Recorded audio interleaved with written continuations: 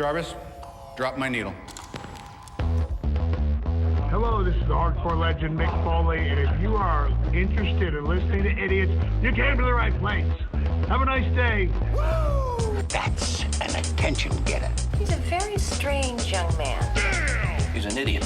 What we're dealing with here is a complete lack of respect for the law. Oh my God, he's an idiot. You know, of course, that you're out of your jurisdiction. Personally, I think you're an idiot. But that's the evidence in the car. But I was going into Toshi Station to pick up some power converters. Always like to keep my audience riveted. Greetings, ladies and gentlemen, friends and fiends, and welcome to Free Range Idiocy. Get your mind out of the gutter. The podcast is about everything, but mostly just the stuff we like. Good God, I'm going to try and muscle this through all this. Being over there is trying to mess me up. The one constant through the years, Ray, has been baseball, or in our case, idiocy and a complete inability to hold a schedule. Either way, we're following up on our previous episode, which was delayed due to personal schedules and various tomfoolery, with this episode, which was also delayed due to scheduling snafus and other assorted hijinks. Because what better way to finish up the baseball season, a few weeks too late, than by going through our favorite movies? We promise it'll all make sense. In this, episode 183, Take Us Out to the Ball Game. I am your Uncle Todd, and with me, as always, is the man who is currently planting his own backyard cornfield in violation of every HOA rule he's sworn to uphold. He has been my partner in idiocy for over 2 decades, and can't hit a curveball to save his life. I give you the man they call Tim. Greetings and salutations, my friend. As it is said, it is good to be the king. So yes, I have my cornfields. People can complain, but I control it all. You have no idea the foulness that was coming out of this gentleman's mouth. Everyone thinks he's all family friendly, but no. I am. He was he was working blue, ladies and gentlemen, before we started this show. Oh my goodness. Oh, how are you, my friend? I'm doing all right. And yourself, sir? Well, you know, I'm just hanging on for dear life at this point. He's got life by the short and curlies. Good God Almighty! Well, I've got a friend with me here. I want to introduce. Yes, please. Yeah, this isn't a commercial, but I figured, you know what? I was going to hold off. We don't do the what you drinking segment anymore here, but we're going to give this a try. But what you drinking? Live. Let's get right here. We've got this is a hilarious set of hypocrisy and oxymorons here. We've got Kirkland's Signature Costco brand. There you go. Small batch. I feel I need to air quote the small batch because nice. Nothing says small batch like a freaking warehouse They're store. Trying to be professional. Small batch Kentucky straight bourbon whiskey. I just noticed that this is by Barton's 1792 Master Distillers. So 1792 sponsored the what was it that the Seamus match there, Seamus Pete Dunne match. Oh my gosh, that's right. Yes. And I actually do have a bottle of 1792 12-year, which is quite delightful. So now my expectations of this are going up, but we'll see here. Hang on a sec. Let's get a cork pop. Let's get it. Oh, that's respectable. Very nice. Very nice. Let's see here. While you pour that, I am drinking Penelope Architect. This is the final bottle from my spring bit of spending that I did at Whiskey Fest, which is aptly titled, and it is quite delightful. You gonna let that sit for like 10 minutes, sir? You gonna let it breathe? No, this isn't Pappy 15 like you had the other night. We'll get to that in the Week in Geek. It's actually, yeah, good nose.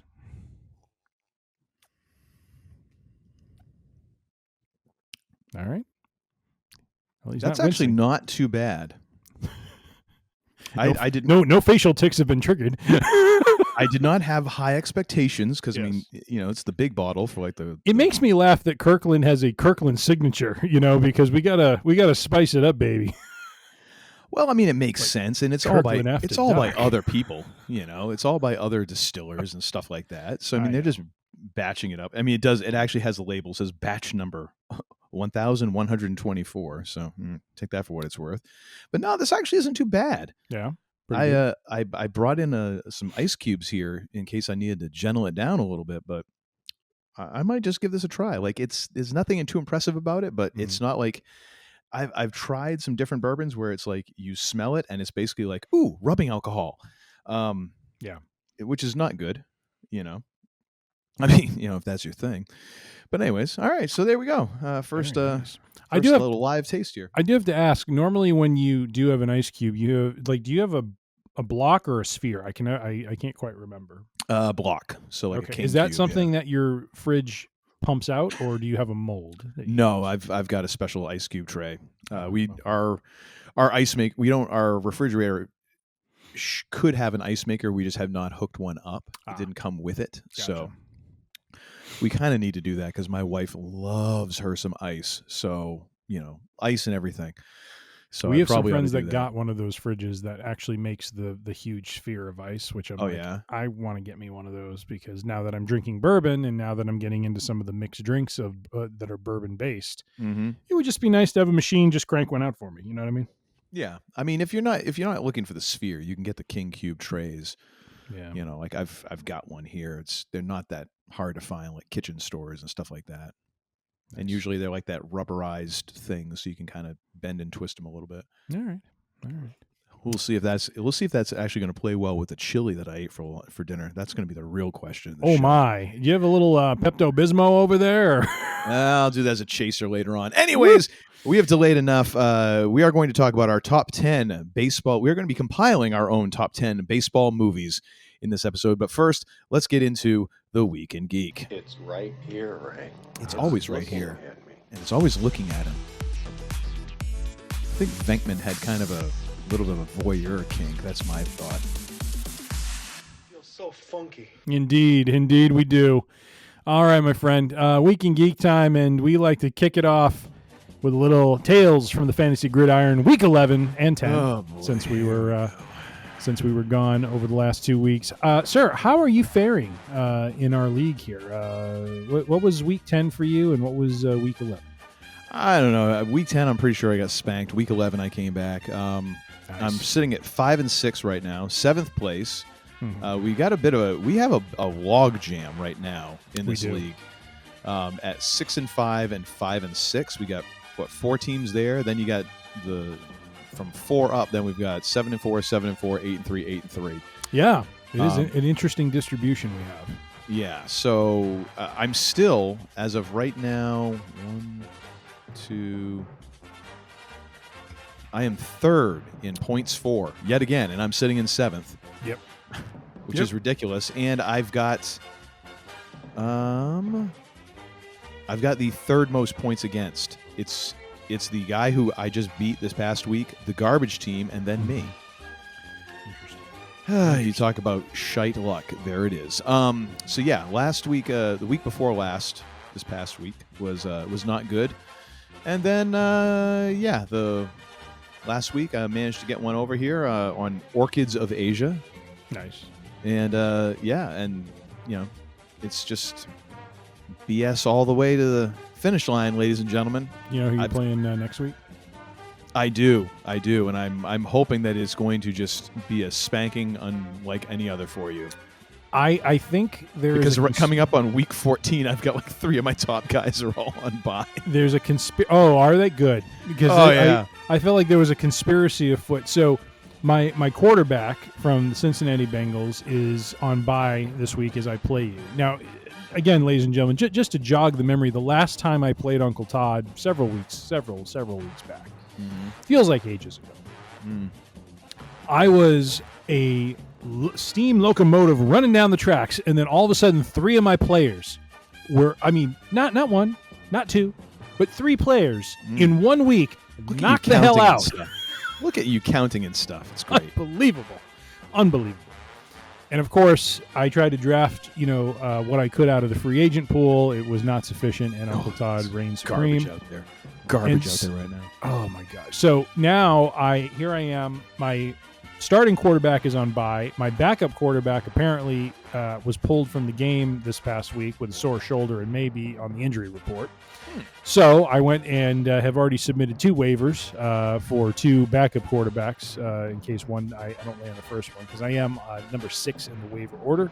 So it is possible I will lose out on one of them. Who are you going for, just out of curiosity? I'm not saying a word. I'm just curious. Yeah, you're just curious because you're going to... Oh, wait a minute. Let me just check something here. Hold on a second. What? You think I have nefarious motives here, sir? Yes, you do, because you're ahead of me in the waiver order, you... I beg your pardon, sir. You can beg all you want, but you ain't getting it. Can I interest you in a trade? How's Kirk Cousins looking now? Oh, good Lord Almighty. It's like getting your first car, and you're like, oh my gosh, I can't wait to get a car. It's going to be so cool. And someone rolls out an AMC Hornet. Yeah. Like, oh. So the tale of this week for me is I really did not do well from a bench management standpoint. I left 52 points on the bench for my wide receivers. The ones I did have starting did not generate any points of note, and so I lost by about 21 points to a 7 we're now 7-4. It was 6-4 team. I am now in 5th place, and at 6-5. So Uncle Todd is at 5-6. I am at 6-5. So this matchup we're having in Week 12 has playoff implications, of course, but also we could both be either 6-6 after this week plays out, or I will be 7-5, and Uncle Todd will be that much closer to the garbage team. I appreciate you lending so much gravitas to these fake football teams. Like this is an actual thing. This is hey. Go ahead and wave your bourbon at me all you want. It doesn't matter. As Austin says, you work with the talent you got. He's talking about his cats, though. I know. Even that is more important. Fantasy football teams. The principle is applied across the board. No, at least those are living, breathing creatures. This is just all hoodwinkery. Hoodwinkery, I say. It is not hoodwinkery. There's real people playing that are earning points for our teams. They're earning money for themselves. We're like those little sucker fish. Yeah. We're just like parasites. Yeah. How does that make you feel, being a parasite? It feels pretty good. All right. I just want to ask you, though, thoughts on our matchup for this upcoming week. Are you feeling good? Are you indifferent? Are you feeling bad? Are you asking for thoughts? Are you asking? I'm asking for some predictions? prognostications. Is your team gonna perform, or are you in trouble here? Prognostications? Yes. Pain. Oh, good Lord. Predictions. That's right. All right. Couldn't get you to say the actual word, so I had to work with what I was given. That's right. Any other thoughts on fantasy football, sir? No, I almost forgot I had a fantasy football team last week. I may have just sub in one. You know what? At the very last minute. Please forget this week, and I am more than happy to give you the drubbing. No. I've already got transaction waivers in for the top 2 or 3 quarterbacks that are available. You jerk. Oh yeah, it's gonna be great. I'm gonna have 4 of them on my roster. I'm just gonna let them sit there and clog. Like, well, you have to debate. Well, should I get this guy or this guy? I hope one of those moves you make completely hoses your team. Oh, I'm already snake bitten. God is already smiting me for coming back to fantasy football. How much worse is it gonna get? Oh my God! Am I somehow going to get the first fantasy football induced hemorrhoid? I mean, that's about it. You could. Maybe. All right. Well, on that lovely note of hemorrhoids, not a possibility. Let's move on to our next topic. I need a cooling salve. So Uncle Todd was kind enough, even after I flaunted, to him on Friday night, that I had a fine pour of the Pappy Van Winkle 15-year bourbon.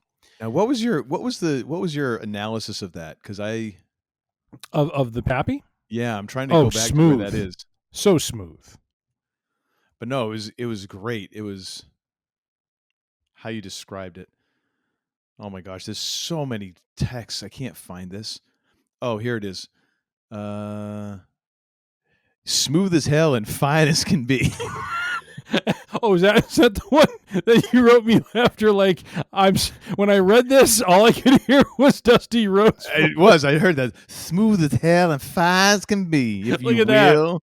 If you will. I get a few bourbons in gosh. me. I can be prolific, much like King Dusty. You can. That's you were. I was.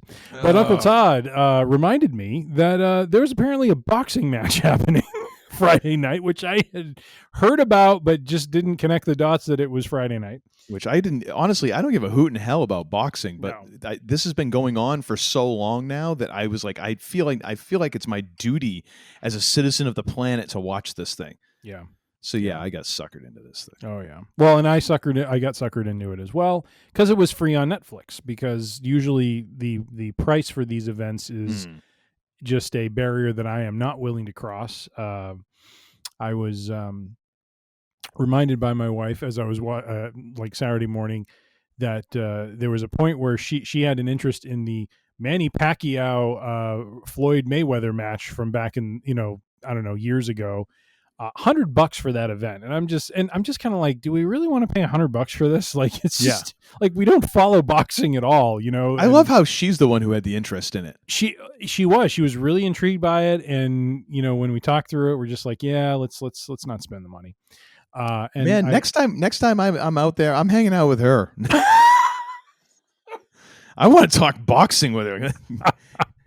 Get a couple cocktails going there. Let's talk about that. So Southpaw versus traditional. Who's got the longer reach? Come on. I know this was a quote unquote free event. I mean, if you had a Netflix membership, of course it was free, but you had to pay for the Netflix.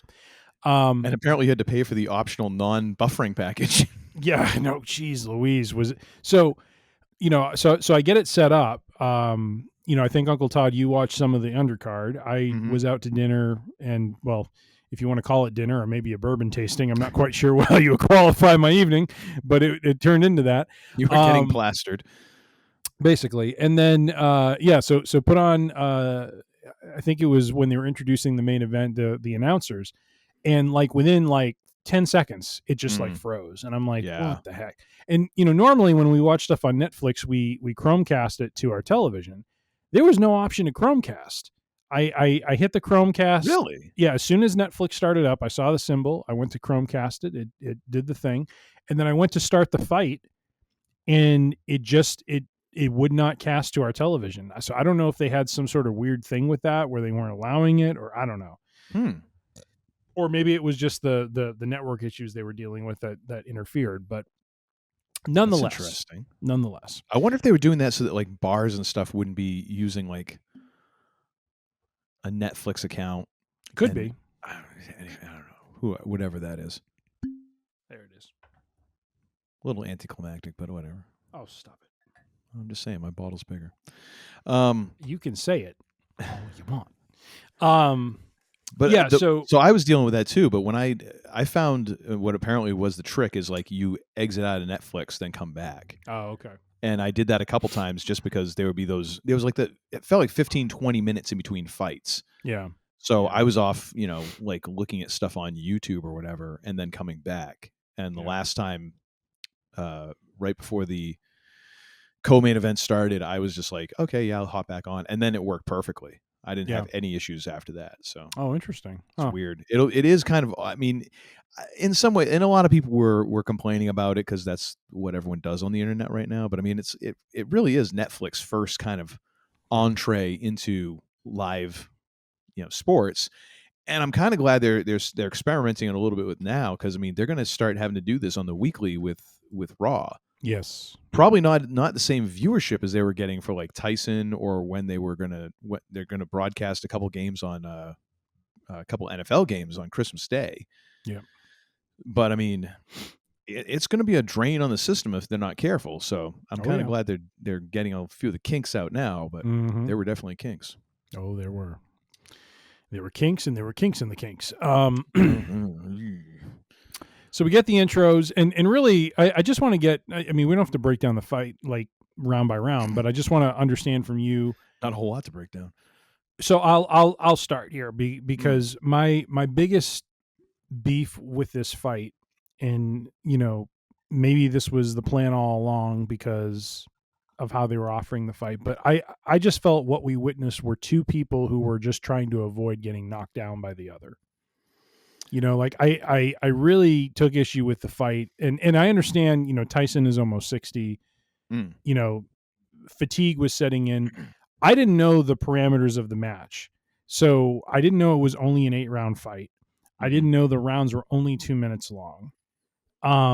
It really felt like that 2 minutes really crimped or constrained them from being able to get any sort of action going, because as soon as you had something going on, it's like the bell rang and they had to go to their corners, and it was kind of like, what the hell, you know? Yeah. I feel like 2 minutes is a bad duration for a round. It just doesn't allow enough time for things to get going. Yeah, I mean, but at the same time, I understand. Like for Tyson, like, well, and if you watch the fight, and we're gonna, I'll ask you this a little bit later, but you know, you watch the fight as it was, and honestly, the first 2 rounds, Tyson had a chance for about the first minute of each round. Yeah, and then he was essentially waiting to get on the stool. Yeah, so he could rest. And then as the rounds went on, it changed to like 30 to 40 seconds, where he had some gumption there, and then just faded. Mm-hmm. And I mean, Jake Paul is he's not truly a boxer. Okay, No. he's fought. He hasn't really fought anybody. It's been a very curated thing. If he had boxed Mike Tyson 8 years ago, with a way that he was not keeping his guard up, his head would have been in the second row. Because that's the thing. Like, if Tyson could have connected on a solid right, which he kind of, I think he might have landed 1 or 2 somewhat dangerous punches. But if he had really connected, it's all over. Because that's the one thing. Like, the dude still has punching power, you know. But if you watch the fight, it's just like there was so much like trying to make sure he didn't get clocked that he really couldn't get at him. Well, that's what I mean. It felt like a defensive fight more than anything else, which is it's just disappointing, because, you know, you hope. I mean, I'm saying this, and I understand how ridiculous it sounds, because one of the competitors is 58 years old, but it's just, you still look at the match like, okay, he's getting in the ring. I want to see, you know, I'm not expecting to see 28-year-old Mike Tyson, but I want to see a fight. You know, I want to see some fists thrown. I want to see, like, I can, you know, anyone can get in a ring and just like avoid being hit. You know, it's just, it's one of those things where. Well, I don't think so. I that's where I would disagree. Like, anybody, like, you can't. Like, because if you have a strong, quick, younger opponent, it's not like you can run infinitely. Like, you can get cornered, you can get up against the ropes, and if you do, now you're hosed. Like, there's no way. It's not just easy to go in there and not get hit. Yeah. The way I looked at it is, if, again, just judging what we saw. Tyson had the shorter reach, and again, I'm no boxing analyst. I'm just going by what makes sense to me. So feel free to flame me if you want on all this. I don't care. Tyson had the shorter reach. He's giving up height. He's giving up a ton of years. The only way for him to really connect is he's going to have to get in. He has to get inside and really work that. And I think in some ways it's a matter of, like, if you get inside, Jake Paul's not really a boxer. He's not really a great boxer or, you know, any kind of contender, but he could still clock you. Yeah. And giving up 31 years, holy hell! Like, I can imagine that there's a bit of that of like, no, you just have to wait for the optimal moment, and it didn't come. I think, in my uncynical opinion, I think Tyson got overwhelmed by emotion and by the moment. And you could kind of tell, like, by the time he got to the ring, I'm like, this is going to go one of two ways. He's either not going to want to fight because Tyson is an emotional cat. He's not going to want to fight because he's overwhelmed and he's thinking about his family and he's thinking about all these things, or he's going to snap and he's going to go headlong at this guy. And lo and behold, he was timid, I think, because I think he was emotional, much more emotional probably than any fight he's ever been in. Yeah. Now the question I would have for you is, there's a lot of rumors out there circulating now that the fight was fixed. And I got to admit, like, you look at the training footage and it's like, okay, yeah, that's great. Of course, nobody's hitting Mike back. He's hitting his trainer with pads on. Yeah. Yeah, I think some of that could be the emotion, but there is a cynical part of me that's like, well, Mike got $20 million to make a fight out of it. Yeah. Maybe. I don't know. I'm not going to be cynical. I think it's more the emotion of the moment, but that's just me. But I mean, you have to factor that in, and sure, we kind of talked about this. My wife and my youngest and I were chatting through this because he watched it, and I was a little, and I felt bad for him because it was like one of these things. Like I don't know if you watched the whole event, because at least I think you said this, and I heard a coworker say this too, that the women's match that preceded this, was tremendous. Oh my gosh. Yeah. And I hope he saw that, because like that's what you hope to see from a fight, I mean, and I know it sounds barbaric or whatever, but I mean, that's what they're doing in there. They're fighting. And I just, there's rumors that, there's evidence it was scripted. There was evidence that, potentially, it was fixed, that because at the end of the day, right, both of them walk away with a massive payday. Mm-hmm. Neither of them lose any sort of face from the match itself, because no one got knocked out or knocked down. Mm-hmm. But I also look at it and just like, I just didn't feel like, I mean, even Jake Paul, I mean, so if you want to argue that he's the young fighter, like, where was the flurry? Like, where was the aggression? Where, you know what I mean? It's just like, that's the part where I'm just kind of like, not that I want to see someone get hurt and massacred in the ring like that. And I don't think Paul, honestly, I don't think Paul has the skill to do that. I think Tyson's too good. I think if Paul got in too close, I think that's where Tyson can do the most damage, because he's just vicious in that small space, when you go toe to toe like that.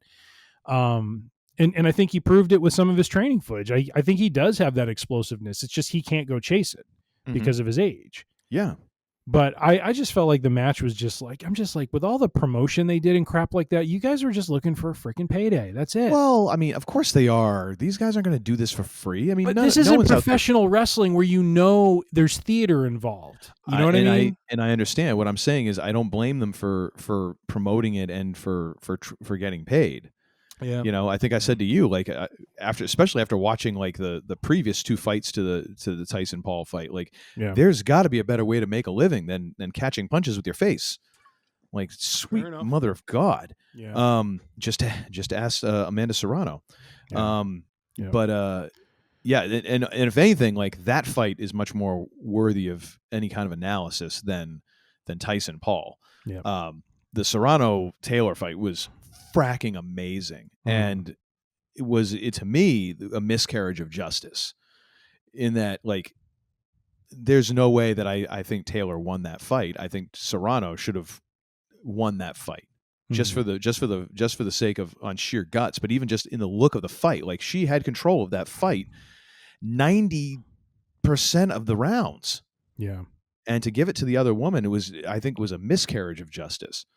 And her Serrano's trainer was not quite happy about that either, judging by his post bout comments. But no, that was a hell of a fight. Oh my gosh! I'm not even into boxing, and I tuned in.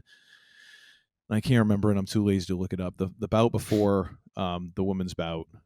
I saw the last couple rounds there, and those two guys were nuts. Mm-hmm. They combined for almost 1,600 punches over like 12 rounds, which is insane. The number of punches thrown. But I got pulled right into the women's match. Holy cow! Like, it was amazing. Like, to me, I when I was watching that, I'm like, I kind of understand why people enjoy watching boxing.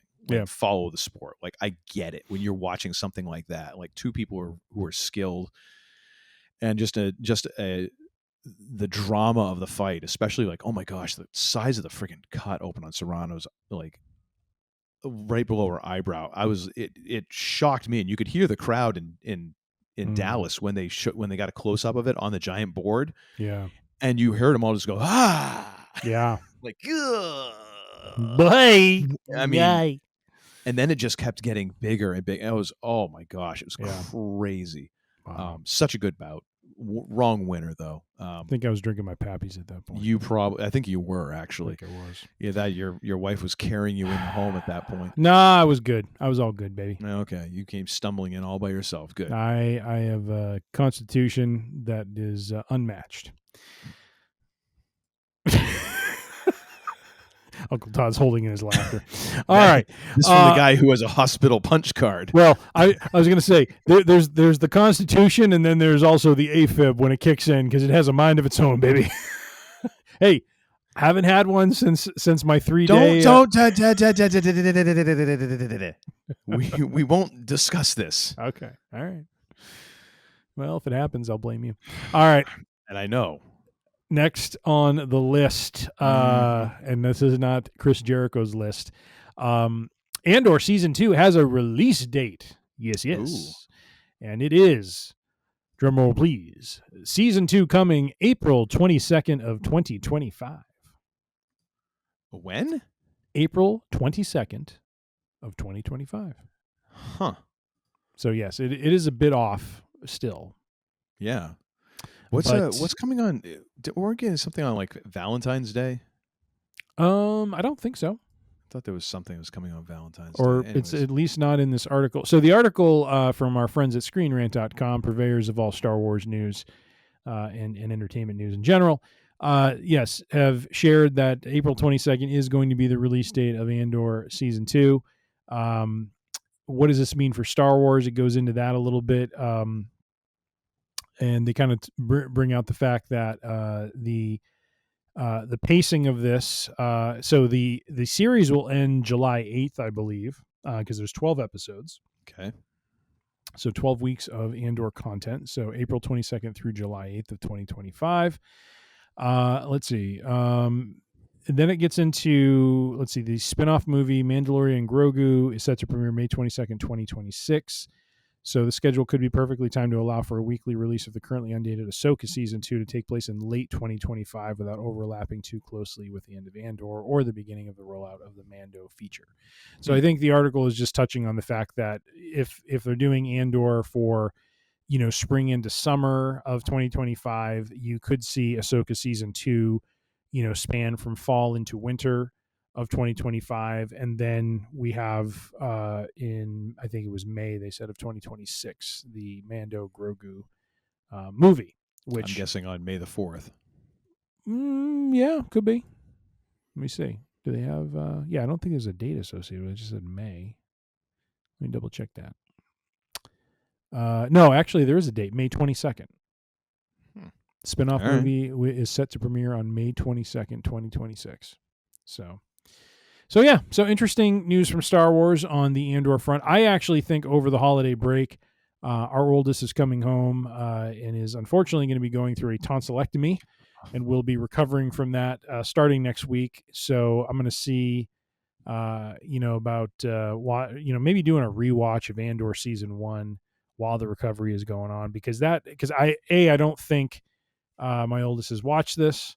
If not, might be a good little bonding thing for us to do, because it is a quality show. I mean, that is, I love Mandalorian, but man, Andor is, from episode 1 to the end of season 1, is just such a solid show all around. Yeah, I wouldn't put it above Mando, but that's just me. It's just, really, I think it's personal preference, really. I mean,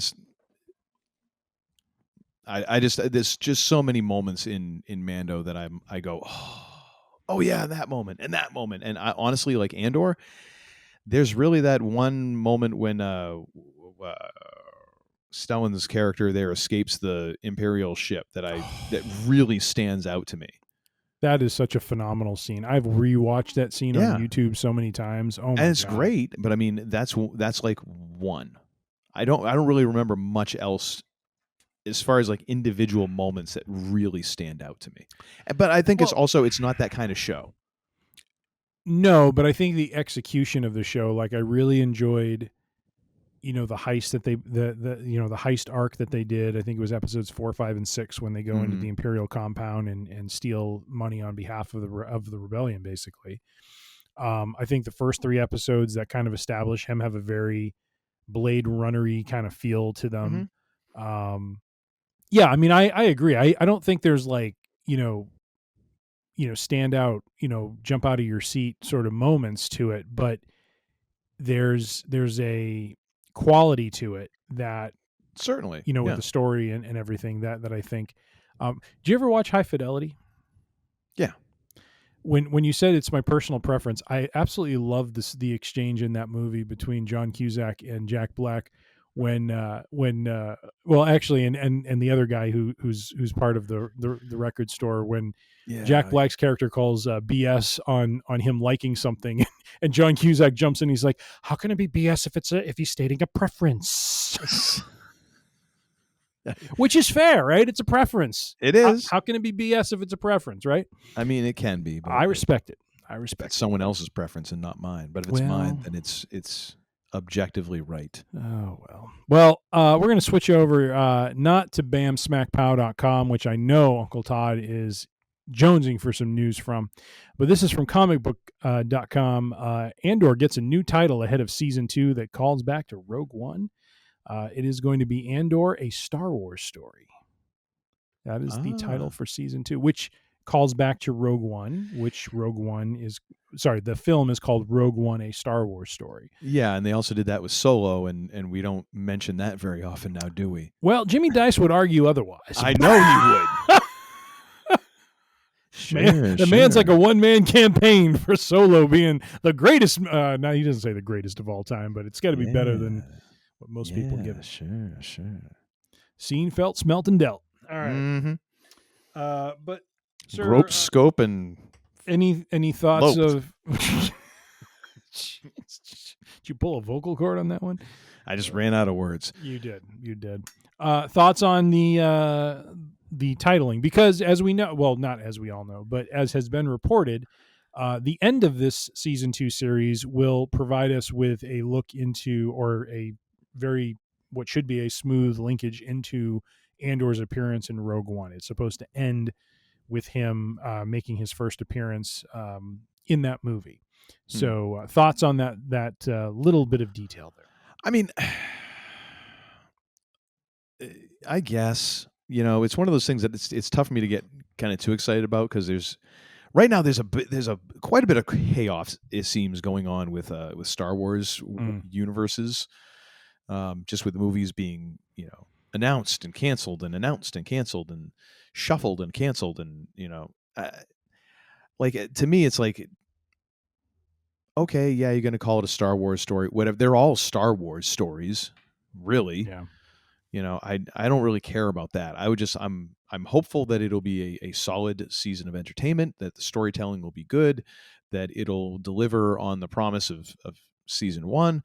I'm hopeful for Ahsoka season 2, that it'll do the same. That's really what I feel for these types of things. Not like it better be the best thing ever. No, I just don't screw it up. That would be real nice. So it's neither here nor there for me, honestly. It's not nice, a huge piece of news, but it was kind of an interesting detail given what we know about where season 2 is going, as far as the really this is the end of the series, because it's going to tie into the movie. And then of course we all know the events of the movie. That's another thing I think I'm going to watch over the holidays too. I'm in a very Rogue One state of mind right now. I haven't seen the movie in a long time. I really enjoyed Andor season 1. I don't know. I think the holidays are going to be a very Andor centered sort of thing for me. So all right, looking forward to it. If anything, I think them tagging a new a Star Wars story onto it, to me, it almost feels a little bit grasping for like one of the things that people universally in Star Wars fandom adore. Yeah. Like if anything, it feels like they're grasping and trying to like pin the tail on the donkey with that. Like, here, tack it to Rogue One. People love Rogue One. Mm-hmm. Forget about Solo, except for you, Jimmy Dice. We all love Solo. Absolutely. I think we should have him on just to do a breakdown of Solo and its greatness. You know what we need to do is I will get a bottle like this. Yes. And I'll go over to Jimmy Dice's palatial estate, and we'll do a live rewatch commentary track. Are you guys close? I mean, close enough. I mean, as a crow flies, not too far. All right. Not close enough I'd be able to walk home that night. But go over there and do a live rewatch. Get you up on the horn here, and we'll do a rewatch and a commentary track for Solo. Should we try to do a whole Twitch sort of thing? And just see how emphatic he gets as the movie goes on and the bourbon is flowing. Oh, that's going to be a long and painful night. My prediction, pain. he might pause it a couple of times. And another thing.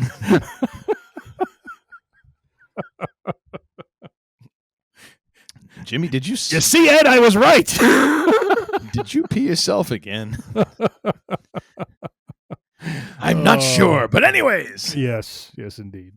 All right. Well, enough with Andor. Our last two items are going to be, and I know folks are probably saying, good Lord, when is this segment ending? Well, we have a lot to catch up on. We have a hostage situation right now, ladies and gentlemen. We have two trailers that premiered over the last couple of weeks, mostly closer to the 2-week mark. One being Captain America: Brave New World. And the other being Marvel's Thunderbolt. So thought we would do a double rewatch, if you will, live commentary. Watch them at the same time from the Idiots. No, just one at a time. One at a time. There's only so much idiocy we can channel in one moment at a time. You know what I mean? Oh, I don't know. I'm sure we can try harder. Could be. All right, which one do you want to do first? Let's do Captain America. Do you have that one queued up, sir? I do, in fact, sir. All right, I am ready, and I will count you down. 3, 2, 1, here we go.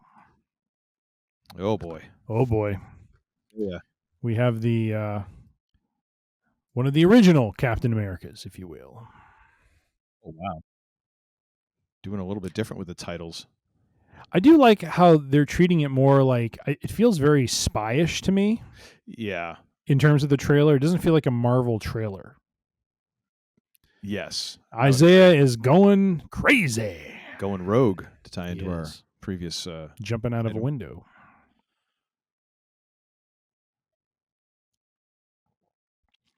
The warning from Isaiah, be careful.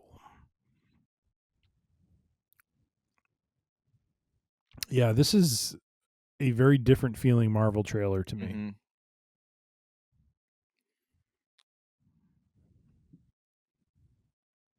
Thoughts on Harrison Ford as Thunderbolt Ross? You know, I think it's a good move because I feel like it's a slightly different take on it than what's his face? Yep. I can't remember him. I love the wait for it. Yeah. That's good old physics for you. I haven't seen this before. This is doing a pretty good job building tension, I'll say that. It is.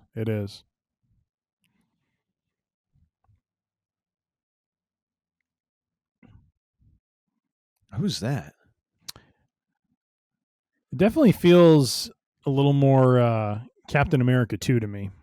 Yeah.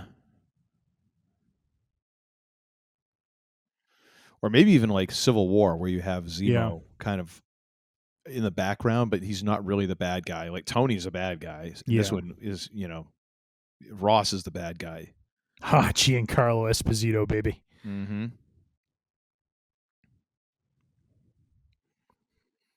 that the Black Widow? Can't be. Oh, here we go. Thunderbolt has a little bit of a secret, which apparently Red Hulk emits some heat, baby.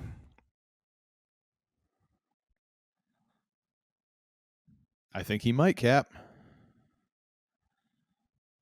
That's pretty sweet with the wings. Yeah, cutting stuff in half. I like it. Yeah, no, I'm down for it. I like it. It is a very different tone for a trailer, for sure. Yeah, 100%. Yeah, very different. And I'm not sure what to compare it to. Like, I know I've seen trailers like it, but it just feels. I don't even want to say it feels like independent filmy, but it has just such a different feel to it. You know what I mean? The trailer. Yeah, no, I thought it was really well done. I'm very intrigued. This is something I am willing to go to the theater and pay some money for. So yeah, 100%. Yep, I'm in. Anthony Mackie, knock it out of the park, baby. Cut the check. All right. Our next one is Marvel's Thunderbolts with an asterisk. And actually, does this one have the asterisk? Because it's not in the Oh, title. yes, it does. And it's got it down here in the tags. And supposedly, in the trailer, it's kind of like explaining the asterisk, which I'm kind of like, I watched the trailer before. I'm like, I don't see it, but whatever. Mm-hmm. But this trailer is almost 4 minutes long, sir. Oh, jeez. It's like a quasi movie. You know what I mean? You sure this isn't like the first 4 minutes of the movie? It could be. Could be. Well. All right. Well, are you ready, sir? About as ready as I'm ever going to be. All right. We'll count this one down as well for those at home. Sync it up. 3, 2, 1. Here we go. Love Red Guardian. Mm-hmm. America's so big. There's the chin, baby. Yep. The chin is back. I love how it says Red Guardian. He has his own limo service? Apparently so. Apparently he can't get it up past 50 miles an hour. Oh, my goodness. Oh, defensive measures. Look at this. This is the in-car entertainment. Did not see Pony coming into this. That is hysterical. That is hysterical. Wow. There's Flo, baby. Taking care of business. She's not messing around. That wasn't Flo. Oh, that's true. That's true. There's Bucky.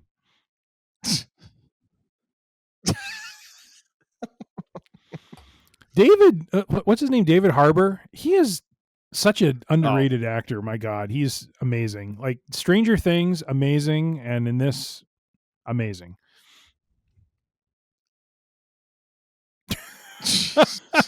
Oh dear.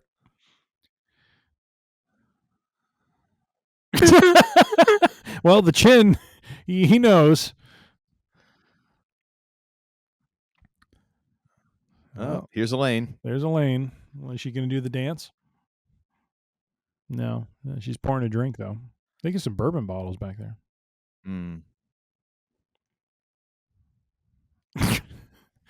Alrighty. Flo calling it like she sees it, as always. I love that part. Hang on. There's the explosion.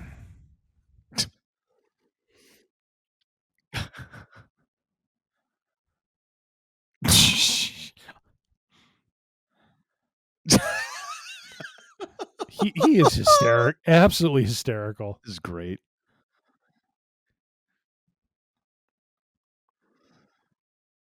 Oh, it's right, Ghost. Yep. The Taskmaster.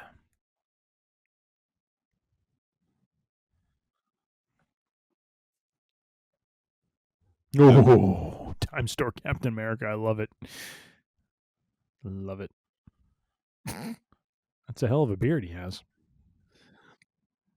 Man, look at them go fight toe to toe. It's more action than the Tyson Paul fight. Who's this guy? Is he going to end up being like a mutant? Yeah, I think so. Yeah.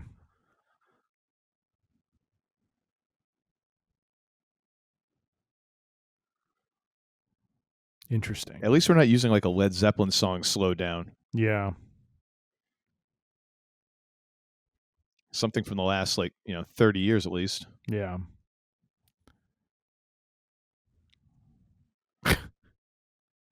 Yeah. Jeez. Red Guardian is definitely the comedy in this one. Yeah.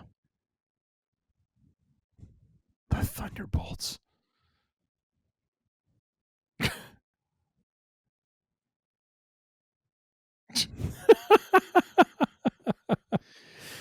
So pretty sure this is heading towards Dark Avengers here. Yeah, I think so. And in another trailer, apparently they did show some more of who Bob is. And I can't remember what character he is. I could look it up right now, but I don't. I'm not going to. No, that's all right. That's all right. But yeah, no, I'm in on that one too. That looks like a fun ride. It does. It does. And I've seen some articles that have said, the space that Marvel is now putting between properties that it's releasing is kind of helping. I don't know. I think Captain America just looks like an intriguing movie. I think Thunderbolts looks like an intriguing movie with it being, like you said, more kind of Dark Avengers-ish. I'm kind of curious how it like folds into where we're going with all the multiversal stuff. Maybe it doesn't deal with that. Who knows? Because both of those movies are very much kind of grounded in kind of Earth activity. So I don't know if it ends up playing into any of the larger end game that's going on in this, phase. I don't know what phase we are on right now. 5 or 6. End game with an asterisk. Oh, end game with asterisk. Bing. But with all that being said, unless you have anything more to say, sir, that, my friends, is a neat and tidy week in Geek. I like a Mussolini. Thank you, Uncle Corny. Respect. All right. Well, after that nice and tidy, almost hour-long Week in Geek, we're now going to finally get into our main subject, which is baseball movies. This would have gone over a lot better if we did this episode like 2 or 3 weeks ago when we had actually originally planned it. But hey, such is life and such are schedules. We're flexible, if for nothing else. Yeah, and we got nothing better to do. So I'm going to put a whole bunch of stuff in the show notes here, lists of baseball movies. There was some rankings and things like that. The funny thing I thought was once you get out of like the first, like the top 10, or especially like in the Rotten Tomatoes best baseball movies of all time, the ratings on some of these movies are atrocious. Once you get past, and then there's a lot of movies towards the top of some of these, top lists where I'm like, I've never seen those flicks. Like they're classic old school baseball movies that I've never watched. And so I was like, all those damn Yankees. Yeah, that's out. I have no friggin' idea. So these are going to be just kind of restricted to movies that we've seen, which is a little bit scattershot, but it is our top 10, and we'll do whatever the hell we want to do.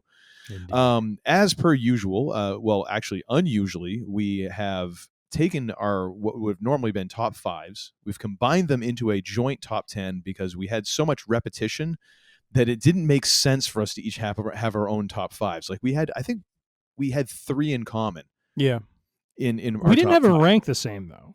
No, but still, like I think it was more the repetition. Like it just kind of seemed a little pointless. So we've melded these into a top 10. But we're going to start off with some honorable mentions, some that just didn't quite make it. So, sir, why don't you give us your first honorable mention? So at my number 2 slot is wait a minute. I'm noticing you have a non-baseball movie in your number 2 slot. I'll explain. All right. Well, my number 2 slot is Rookie of the Year, which was in 1993. This was the story of a young boy who is blessed with an incredibly powerful pitching arm, and he becomes a major league pitcher for the Chicago Cubs. I remember watching this a very long time ago, have not rewatched it, but I remember there was a certain charm to it. Wasn't the gimmick that he broke his arm or something like that? Something like that, yeah. And it's kind of that standard story of something unfortunate happens to him, it gives him this amazing ability, and then something happens to him that takes the ability away, and of course during that time he becomes, very full of himself. And so, when he loses his ability, it becomes, a story of how does he kind of, gut it out sort of thing, and kind of fake it until he makes it. And so it was a very just kind of fun and interesting movie. A couple of notable actors in this one. Gary Busey, ladies and gentlemen, was apparently in this one. Is this pre-Insanity Gary Busey? I don't know. It might have been. When was Point Break? Was that 93 or was that beyond 93? I forget. I don't remember. This might have been back when he still had some of his marbles. Point Break was 91, so this was post Point Break. Just listening to Gary Busey say Johnny Utah, but anyways. But the star in this one was Thomas Ian Nicholas. He was the kid, the star of the show. Dan Hedaya. He's one of those guys who you've probably seen in many other shows and movies. And ladies and gentlemen, Daniel Stern of of Home Alone fame, part of this great movie. So, and sporting the mutton chops, might I add, in a Cubs uniform. So, very just a kind of a funny, lighthearted movie with simplistic story, but just something that I enjoyed watching. Little fun sort of thing, So, Rookie of the Year is my number 2. Do you want me to do my number 1, or would you like to go? I'd like to explain myself here, if I might, Counselor. Yeah, So my number 2 honorable mention is Good Will Hunting from 1997. Now, I understand this is not a baseball movie per se. However, if you will, what I'm going to say here is the Pudge Fisk scene between Robin Williams and Matt Damon is so good and incorporates archival footage of the game. Yes. And is so integral to kind of the relationship of those characters, because this is kind of the moment when Will gotta see about a girl. Robin Williams it kind of understands who this guy is, and understands this is the beginning of when Will kind of understands the stuff he's missing, because then it really goes into about his wife and all that. And then the final scene of the movie, one of the all-time great improvs of any flick. And for my money, Robin Williams goes out, checks his mail. He's wearing a Red Sox old school, the satin starter jacket. Checks his mailbox, and there's the letter from Will. And of course, at the end says, I got to go see about a girl. And Robin was just supposed to just kind of pause for a moment and think about it and go back inside. And instead he's like, kid stole my effing line. Improv'd it. And I thought it was more like, perfect. Son of a bitch stole my line. Yeah, something like that. But I mean, that was a total improv. That's fantastic. Gus Van Sant was like, that's perfect. That is absolutely perfect. Yeah.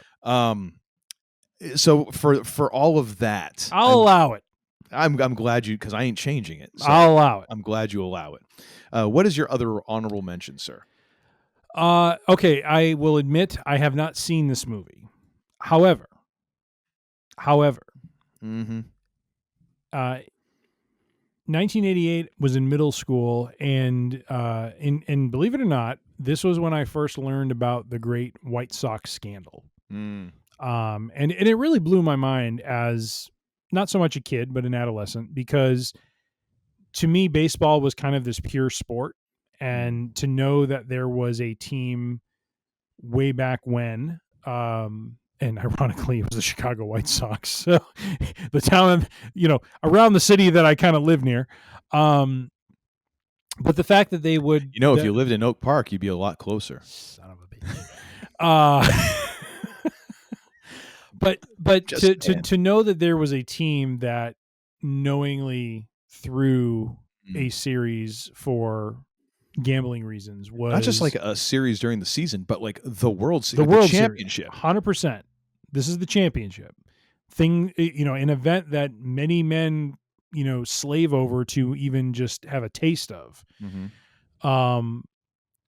It just, it resonated with me as an adolescent because it shocked me a little bit, because baseball had always been this pure, like any of the sports, they were always this sort of pure thing as a kid. And then you start to realize that it's not as pure as you think it is. I remember reading a book about Larry Bird and understanding a little more of his background, same with Kareem Abdul-Jabbar, like all of these guys are flawed in some way. And, the idealism you have as a kid, slowly morphs into realism as you understand, what, these players and these athletes deal with and some of the choices they make, so some of them are just, maybe not the best choices. But in this case, it was about a team that made that choice. And I just remember it stood out for me as a very interesting movie, just based on the story that I had never heard of this team that had done this. And so anyway, so I picked this as a, pick of something that, really was, as an honorable mention, was something that I found very interesting. I never actually, have seen it. But, some notable names from this movie: John Cusack was in this. John Mahoney of Frasier fame, Charlie Sheen, David Strahan, who is another one of those guys who you've seen probably in many films. Michael Rooker, who probably was most famous, the old Rook from Walking Dead. D.B. Sweeney, who played Shoeless Joe Jackson in this one, which is interesting because later on in one of our other picks, Shoeless Joe, I believe, makes an appearance. Liotta. Absolutely. So that's why I chose this one because. Oh, sorry. Yeah. What? No, it was Ray Liotta. It was Ray Liotta. Yes. Okay, yeah.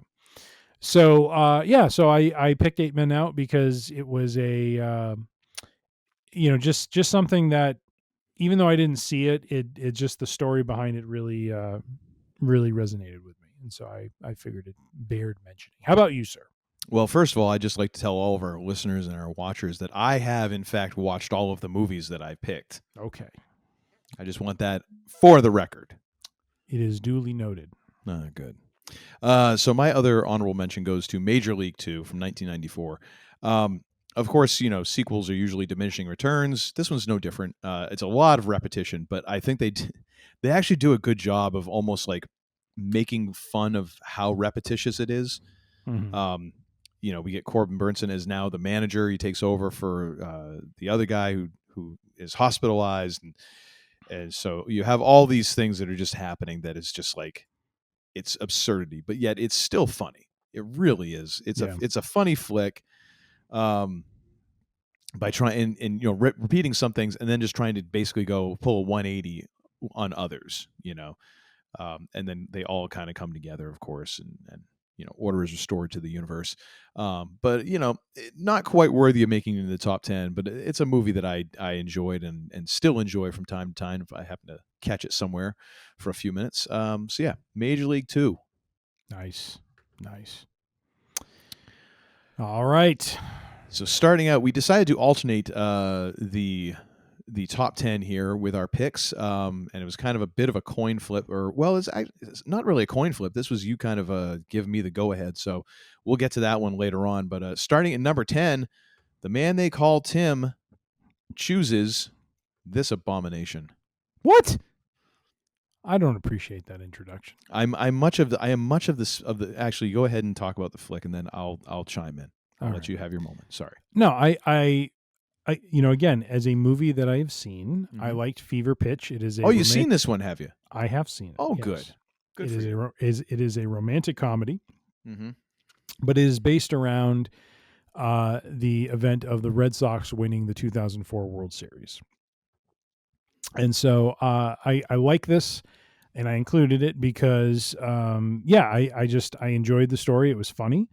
It was also interesting. There was a scene in it that I enjoyed where it, kind of showed a bit of the realism of, how fans interpret the game versus players interpreting the game. Mm-hmm. There's a scene where the Sox lose, I think an important game. And so Fallon's character and his buddies are at a bar. They're like super upset about the game, and they look over and they see like Johnny Damon and Veritek, and I'm forgetting who the third person was, but just kind of sitting, having dinner, and just, being normal. And they're just like, how are they not upset? I don't know why that stuck in my mind, but it was kind of a funny, call out to fans about how, players kind of view these things versus fans. Like we look at this thing as life and death, and the players are like, it's more of a job, mm-hmm. and it's something that once it's done, and they just kind of like, okay, had a crappy game, moving forward, sort of thing. So anyway, so I liked it. I liked that it was built around, that special time of that 04 team and that event. And I believe at the end of the movie too, they actually filmed, mm-hmm. When the Sox actually won. Yes. They filmed, the ending of the movie, with, I forget if Fallon runs out on the field or what ends up happening, but no, he does. Yeah. Okay. So, so just a fun flick, nothing terribly deep, but it is something that, just was built around an event that is, as you may know from our prior, episode, a very special moment in time for this podcast. and starring such luminaries as Jimmy Fallon, Drew Barrymore, the always indubitable Lenny Clark, who I remember seeing him in the what was the documentary? Not 4 Days in October. 4 Days in October. Yep. Is he an actor? Is he like what is he? He was a stand-up comedian. He's been acted in a bunch of things. Yeah. So he's in it. No one else of note, really. No offense to the folks who are listed there, but So Fever Pitch is my number 10 on this list. And what is your take on this, sir? So I fall into the Bill Simmons camp of just, I can't believe that you have to share this, the exaltation of the 2004 Boston Red Sox World Series win with Jimmy frickin' Fallon. I don't like Jimmy Fallon. I don't. I mean, he seems like a very nice guy. My mom has met him. Questlove from the Roots, the house band for the Tonight Show, which is really amazing. That in and of itself, which makes him some points, but Jimmy Fallon's already so far behind in points, it doesn't matter with me. I just don't find him funny. I find him annoying on such a genetic DNA level. I can't explain it. And the fact that like that's associated with the 04 Red Sox kind of just rubs me the wrong way. It's funny that you mentioned High Fidelity earlier, because that, of course, this movie is based off of the Nick Hornby book, who also wrote the book for High Fidelity. So yes, kind of nice how you completed the circle there. That was nice. A little snug. Yeah, definitely wouldn't have been in my top 10. But then again, I didn't realize you had such a venomous hatred of Jimmy Fallon, though. It's not venomous. He annoys me. Annoys me. Well, according to my mother, Jimmy Fallon apparently vacations up in the Wolfboro, Alton area, and has gone to my mother works at a gift shop that is in Wolfboro, and he apparently pops in once in a while, and she got to exchange words with him, and she said he was a gentleman. And that's great. And far be it for me to dispute your mom's assessment, because she's probably a much better judgment of character than I am. But that just rubs me the wrong way. I just hate that guy. Sorry. All right. What is our number 9, sir? This is your pick. Number 9 is Cobb. 1994's Cobb, starring Tommy Lee Jones, Robert Wuhl. Who else is in this? There's Roger Clemens makes an appearance, and Cobb gets a hell of a hit off of him, which just made me feel so good. Cobb was a bastard, wasn't he? Oh, he was. He was. Yeah, he was. And which it's one of those things that it kind of it does this great job of giving a little bit of sympathy, but without taking away any of the bastardness of this person. Like, you get the full scope of how just big of a dirtbag this guy was as a human being. But you also kind of it does a good job of kind of conveying how the character of Al Stump, the writer who is writing this book about Cobb, and Cobb is paying him to write all this stuff about how wonderful of a baseball player was, and essentially like nuts and bolts baseball, like how to turn the double play and all this stuff. And in the meantime, Stump is in his hotel room at night, like writing a secret biography of what this guy is really like. And it's this thing of like, of what is greatness. Yeah. And you understand, like, this guy, unparalleled greatness. Yeah. Like, the fact that his hitting records, what he did on the baseball field and all of those things, like, it's mind-boggling when you look at his stats, for the era that he played, and then how long a lot of those records stood. But just also realize, like, this was not a good human being. Yeah. He was not a good person. But the conflict in there, and how we have to struggle with greatness, and how much we all want to see greatness, how much we all want to experience greatness, but sometimes we don't want that ugly side of greatness. Like taking it back to Mike Tyson. kind of what made Mike Tyson great was back in the day, he was a psychopath in the ring. Like he could only attack and attack and attack and attack. And the things that made Mike Tyson, and he even talks about it in interviews now, like his ego about how he couldn't be hurt and this and that and who he was and all of those things made him great in the ring. Unfortunately, the things that make Mike great in the ring and the things that he does great in the ring will get you arrested and into a lot of trouble outside the ring. And that whole idea of like, because he was great. He was great. Like he had Ali, saying, who would win in a boxing match between the two of them. He pointed at Mike. I mean, but it's that grappling with what is greatness really and at what cost and how do you separate greatness from the person who is great? Yeah. And there's no easy answers for any of that. And I just, it's not a very well-loved movie. I just, of course, closed it out. I could tell you what some of the rankings were on this. Actually, it has a 6.4 ranking on out of 10 on IMDb, which is actually a little higher than kind of what I thought. It's got a 66 Metascore too.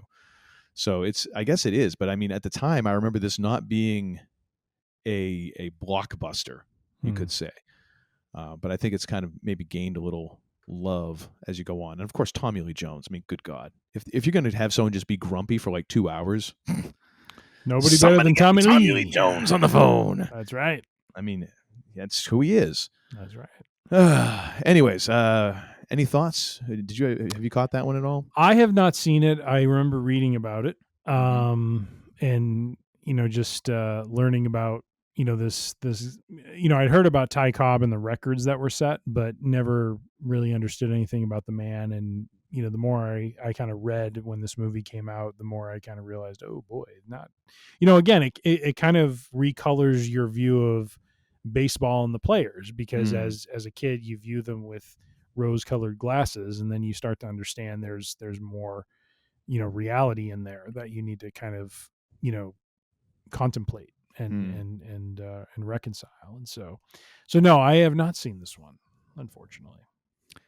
Also, an interesting note in there is not just his relationship with the writer and other people, is other former players who he used to be buddies with, and who now that they don't have to play with him or against him, how they just are like, no, to hell with you. And they're distancing themselves from him because they're like, no, it's not worth it being around you anymore. Right. Yeah. Yeah. So, yeah. So what do we got for a number 8 movie? This is your pick. This is my pick. A League of Their Own. This is from 1992. And yeah, this is, one of the more solid, top to bottom baseball movies, which, may sound odd because it is based on, female baseball, but it really connected with me when I first watched it, and I've rewatched it many times. If I see it, on TV, sometimes I will, plop down and just kind of watch, from wherever I am to the end, because it just has a charm about it, and it has a great story behind it. Of two sisters who, enter into this, again, this women's baseball league that's created because all the men are overseas fighting in World War II. And so it's, really interesting to get a little bit of, the history in there. But also understand that there was, an attempt back in a time when you thought, may have thought that, women wouldn't be afforded this opportunity. And then they were, because of the situation at the time. I got to call out Tom Hanks on this one though, man. Yeah. I mean, as much as the Gina Davis is phenomenal. I want to, who's the other actress? Lori Petty. Yeah. As her sister is amazing. Well, apparently it was a hell of a pitcher. Like, she played baseball. Oh, okay. I didn't realize that. Okay. Interesting.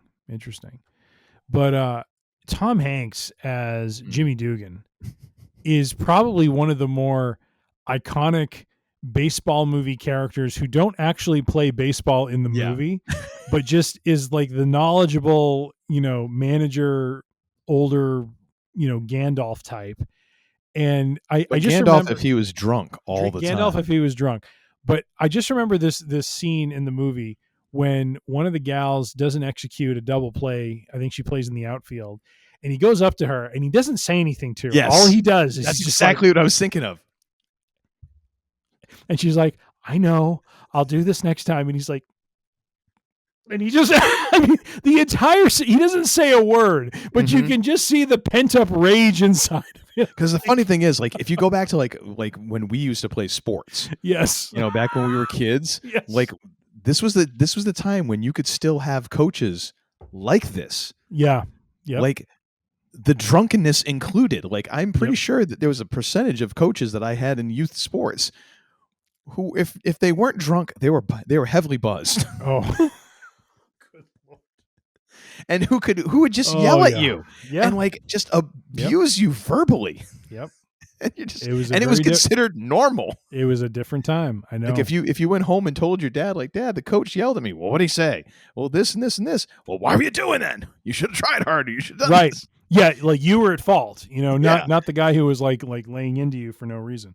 Yeah, so I think there's a reason why we might identify with this a little more closely. Probably because I had him for coach in Little League. Yeah, no. So Tom Hanks was absolutely amazing, and of course there's that iconic scene of there is no crying in baseball, right? And that is just a hysterical scene. With Tom Hanks, and just, I mean, he is just so good as their manager, just that fish out of water who's like, what are we doing here? Why am I here? He just plays it up so well. His intro to like the team when he comes out and he's drunk and he walks in like and sits there and has like the world's longest pee outside of Austin Powers. That is phenomenal. I'm pretty sure, like, wasn't it like Rosie O'Donnell's like timing it? Oh yeah. Yeah. My God. So let's see. Gina Davis, Lori Petty. I talked about Madonna. Gina Davis is awesome in this movie. Oh, she is. She's phenomenal as that, very intelligent, strong-minded sort of. Well, and believable too. Like she is ball player, because that is a tough thing in movies, is getting an actor who is believable as an athlete. Yes. And Gina Davis pulls that off. Like there is, like, she has a bit of that presence where you're like, oh yeah, I could buy that. Yeah, I could totally buy that. We have Madonna, who of course is playing the sex kitten, so to speak. Rosie O'Donnell, Megan Cavanaugh is Marla Hooch. She is phenomenal. You remember Marla Hooch? Yes. She. I mean, I just love how she just plays like. Somehow she channels like a bloodhound sort of thing as a human, Yes. It's really crazy. She has that hound dog look of just like. But then later on, her inner beauty comes out as she finds her way and that sort of thing. Who else? Ann Cusack is in this. Anne Ramsey, who I believe. Later on would be of not Will and Grace, but Mad About You fame. You haven't even gotten to like the low key MVP of this movie yet. The low key. Oh, hold on. Let me. You're probably gonna have to dig. Yeah, I am gonna have to dig. Where the hell is the cast and crew? Oh, there we go. Top cast. Hold on. Let's see who else we got here. Freddie Simpson, Robin Knight, Kelly Simpkins. Nope. Haven't gotten there yet. David Strathairn, who we talked about before. Yeah, but no. John Lovitz, baby. John Lovitz as Ernie Capadino. Milkmaid. Which I absolutely love how at the end of the movie when they jump forward in time and they're all older and they're kind of going to the museum, they have this big picture of his character, with the stogie hanging out of his mouth. It's phenomenal. Oh my gosh. What else we got here? Bill Pullman was in this. I think he played husband to Gina Davis's character. Yeah. Yep. I think he was in the movie for all of like 2.5 minutes. Tay Leone was in this. I think this was early in her career. Harry Shearer was in this. Let's see. Joey Slotnick, who has been in other stuff. Brian. Never mind. I love how you say he's been in other stuff. Like that's literally everyone in the movie, even if they've just been in a shampoo commercial. Well, they were in other stuff. Hey, and it was phenomenal. Weren't you in that herpes cream commercial? I'd rather not talk about that. At the end of the day, like it is one of the more solid baseball movies. Tells a great story. I love and of course at the end the fast forward into the future. future / our present time with which Saving Private Ryan totally ripped off, by the way. Can we just all agree on that? It did. And just, highlighting, especially at that time, in that time when women were not necessarily given, a lot of, dominant roles, that in the sort of vacuum where there wasn't baseball, or there wasn't an ability for it, that these women were plugged into that, and were able to, you basically play a season, in lieu of what normally would have taken place. So I really appreciate it, because it, again, through a movie, it highlighted me to history that I really wouldn't have otherwise maybe have discovered on my own, and did it very effectively. I mean, it was such a well done movie, great story of two sisters, two competitive sisters, but who eventually, find some common ground, and, just their kind of journey through that season of women's baseball. So very much enjoyed it. I do believe I saw Nanook of the North, Yes. kind of approach. So we do have a visitor. If we have a Caitlin's comedy corner, or if we have a Caitlin's kazoo corner. Hello. Do we have a joke? No, not tonight. Not tonight. Okay. Researched jokes. Even just regular jokes. I don't have a lot of regular jokes or Star Wars jokes. No Star Wars jokes? Yeah, Tim's very upset that there's no Star Wars jokes. I'm searching for literally every Star Wars joke that there is. It's so hard to find them. All right. So are you heading to bed since it is about that time? Yeah, you look tired too. Or is this the reading zone we're entering into? Would you stop trying to be a bad influence? I'm saying the reading. How is that a bad influence? Reading. What's Tim saying? He's asking how reading is a bad influence. Because you're going to be up until 1 a.m. reading. No, I'm not. Tell her I said, is she going to read a book while, I have a book that I want to start, but I haven't started reading it yet because it's going to be traumatizing. Okay, then don't do that tonight. All right. I'm so stressed. Why are you stressed? No, it's 2 days. Why is it going by so fast? Anyways, all right. I didn't pick up on any of that. I heard 2 days, and why is it going so fast? Okay. There's concert tickets that are coming up that Caitlin is going to try and score. And they give you all of 5 days to plan stuff out before you have to actually buy the tickets. And that's 5 days after they actually tell you, hey, okay, tickets are going on sale. Well, we'll have to discuss this, but not at 10 p.m. I just love how the blanket is flying up as part of the frustration here. Tickets work if you get in there and you buy them fast, because if you That's how all concert tickets work. Well, that means I'm not going to be able to wait till 2:45 when I get out of school, because that's Nope. A whole 3 hours. Like I said, we'll discuss this tomorrow, not at 10 p.m. tonight. All right. Good night. Good night.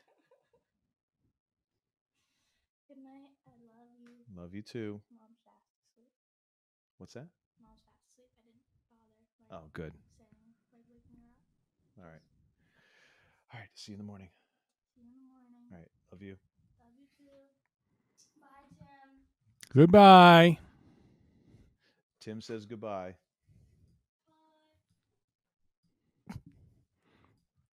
Oh, she waved. She saw it. Yep. All right. Where were we? My God, that girl is always wrapped up in blankets like it's -5 out. It's 68, 70 degrees in this house. I don't get it. Run the heat, damn you. All right. Where are we? We are at number 7. This one Number was 7. my pick. For Love of the Game. Ah, yes. Beginning our Kevin Costner run of dominance here at the top of the presence of the man. I love this flick because it's kind of the culmination of other Kevin Costner baseball flicks. It's it is that the way that it's framed, I enjoy, because really it kind of, most of the movie takes place in flashbacks through the course of this one game. Mm-hmm. And it's the game where, Billy Chapel, Kevin Costner's character, is trying to decide the fate of his career, and at the same time, he comes to realize towards the end that he is throwing a perfect game, which is the least occurring thing in baseball, a perfect game. And, is doing it at this very late point in his career. And there's it kind of ties into so many different things. It's the underdog kind of rallying because his team sucks, and, toppling the giant, and he's playing the Yankees, who have a chance to go to the playoffs. He's playing an old teammate of his, there's all these different things that are going on. And, he's kind of making these choices, and yet is kind of it's that one last ride sort of thing, like, having that one last shot at glory. And I'm a sucker for those types of things anyways. And to me, I mean, I could see it being described as somewhat of a chick flick, because there is definitely a romantic comedy aspect of this, with Kelly Preston playing kind of the love interest. But it's a good sports flick. It's a good story. And I kind of appreciate the ups and downs of the relationships within it. It doesn't hurt that you've got some great second bananas in this movie, with John C. Reilly playing his personal catcher, Gus Sinski. You've also got Brian Cox playing the owner of the Tigers, and doing his best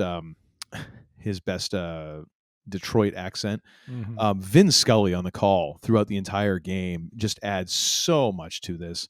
You got Steve Lyons, of course. You got J.K. Simmons. Who else we got in this thing? I felt like there was one. Bill E. Rogers. No, I'm kidding. Jeez. I love Kevin Costner's character's name, Billy Chapel. Oh yeah, and of course it gives Vin Scully that time. This cathedral of baseball is today a chapel. I'm just like, oh, good. God. I mean, it brings the hairs on my arm are coming up just thinking about his call. But yeah, overall, it's not a fun movie, but it's a good yarn. I guess I'll put it that way. It's a good yarn. Yeah. And this was in your top 5 as well before they were combined. Built around baseball. Yes, absolutely. Yep, a worthy inclusion, I believe. I think so. And do you any thoughts on this one for you? Because this was also on your list. Yeah. When I saw it, it was, I just remember, thinking the entire concept of building kind of a romantic sort of, I mean, I don't want to call it a romantic comedy, because it wasn't built around being funny. Yeah, what I mean? You're right. It's more of a romantic drama kind of. thing. I mean, it wasn't terribly dramatic. Comedy in there. I mean, yeah.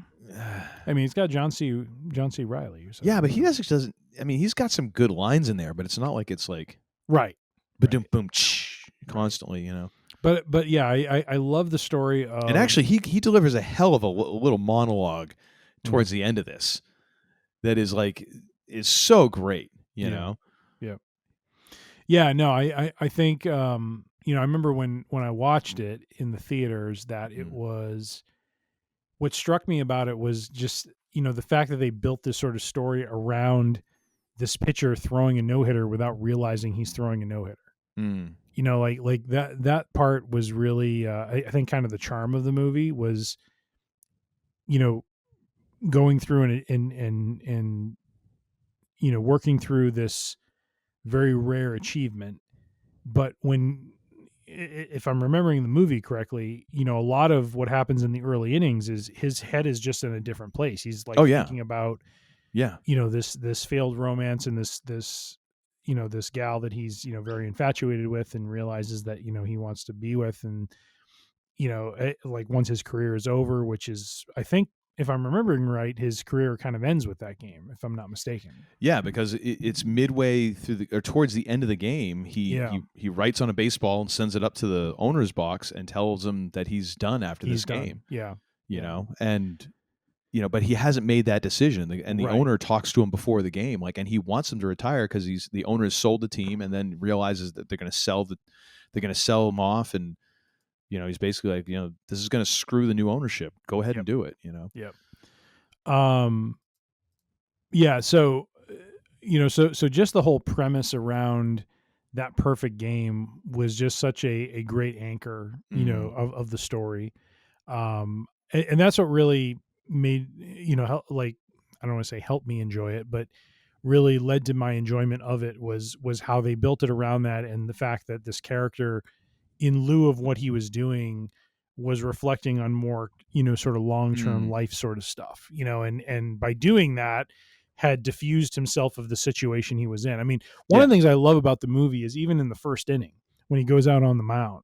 Yeah. Clear the mechanism. Yeah. Like the fact that, like I never thought about what ball players must go through when they're playing games like this, and I'm not saying like this is an accurate representation of what it must be, but like, especially after our last episode where we talk about the 04 Sox and we talk about David Ortiz, and I think about all the clutch hitting he did to enable them to move on and do it, accomplish what they did.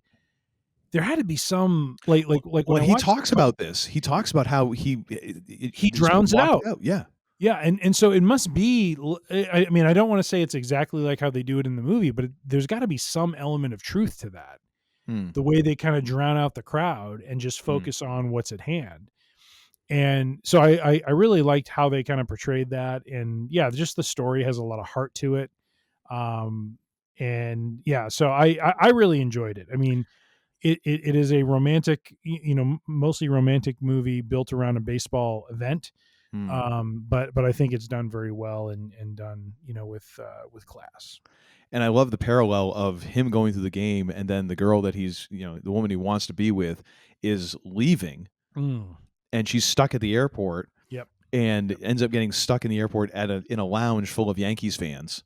Kind of like you, I mean, like when you travel, you seem to always end up in a lounge of some kind, drinking bourbon and apparently betting on golf. So no, that was a different thing. That was when I was going on a train, and that was out of desperation.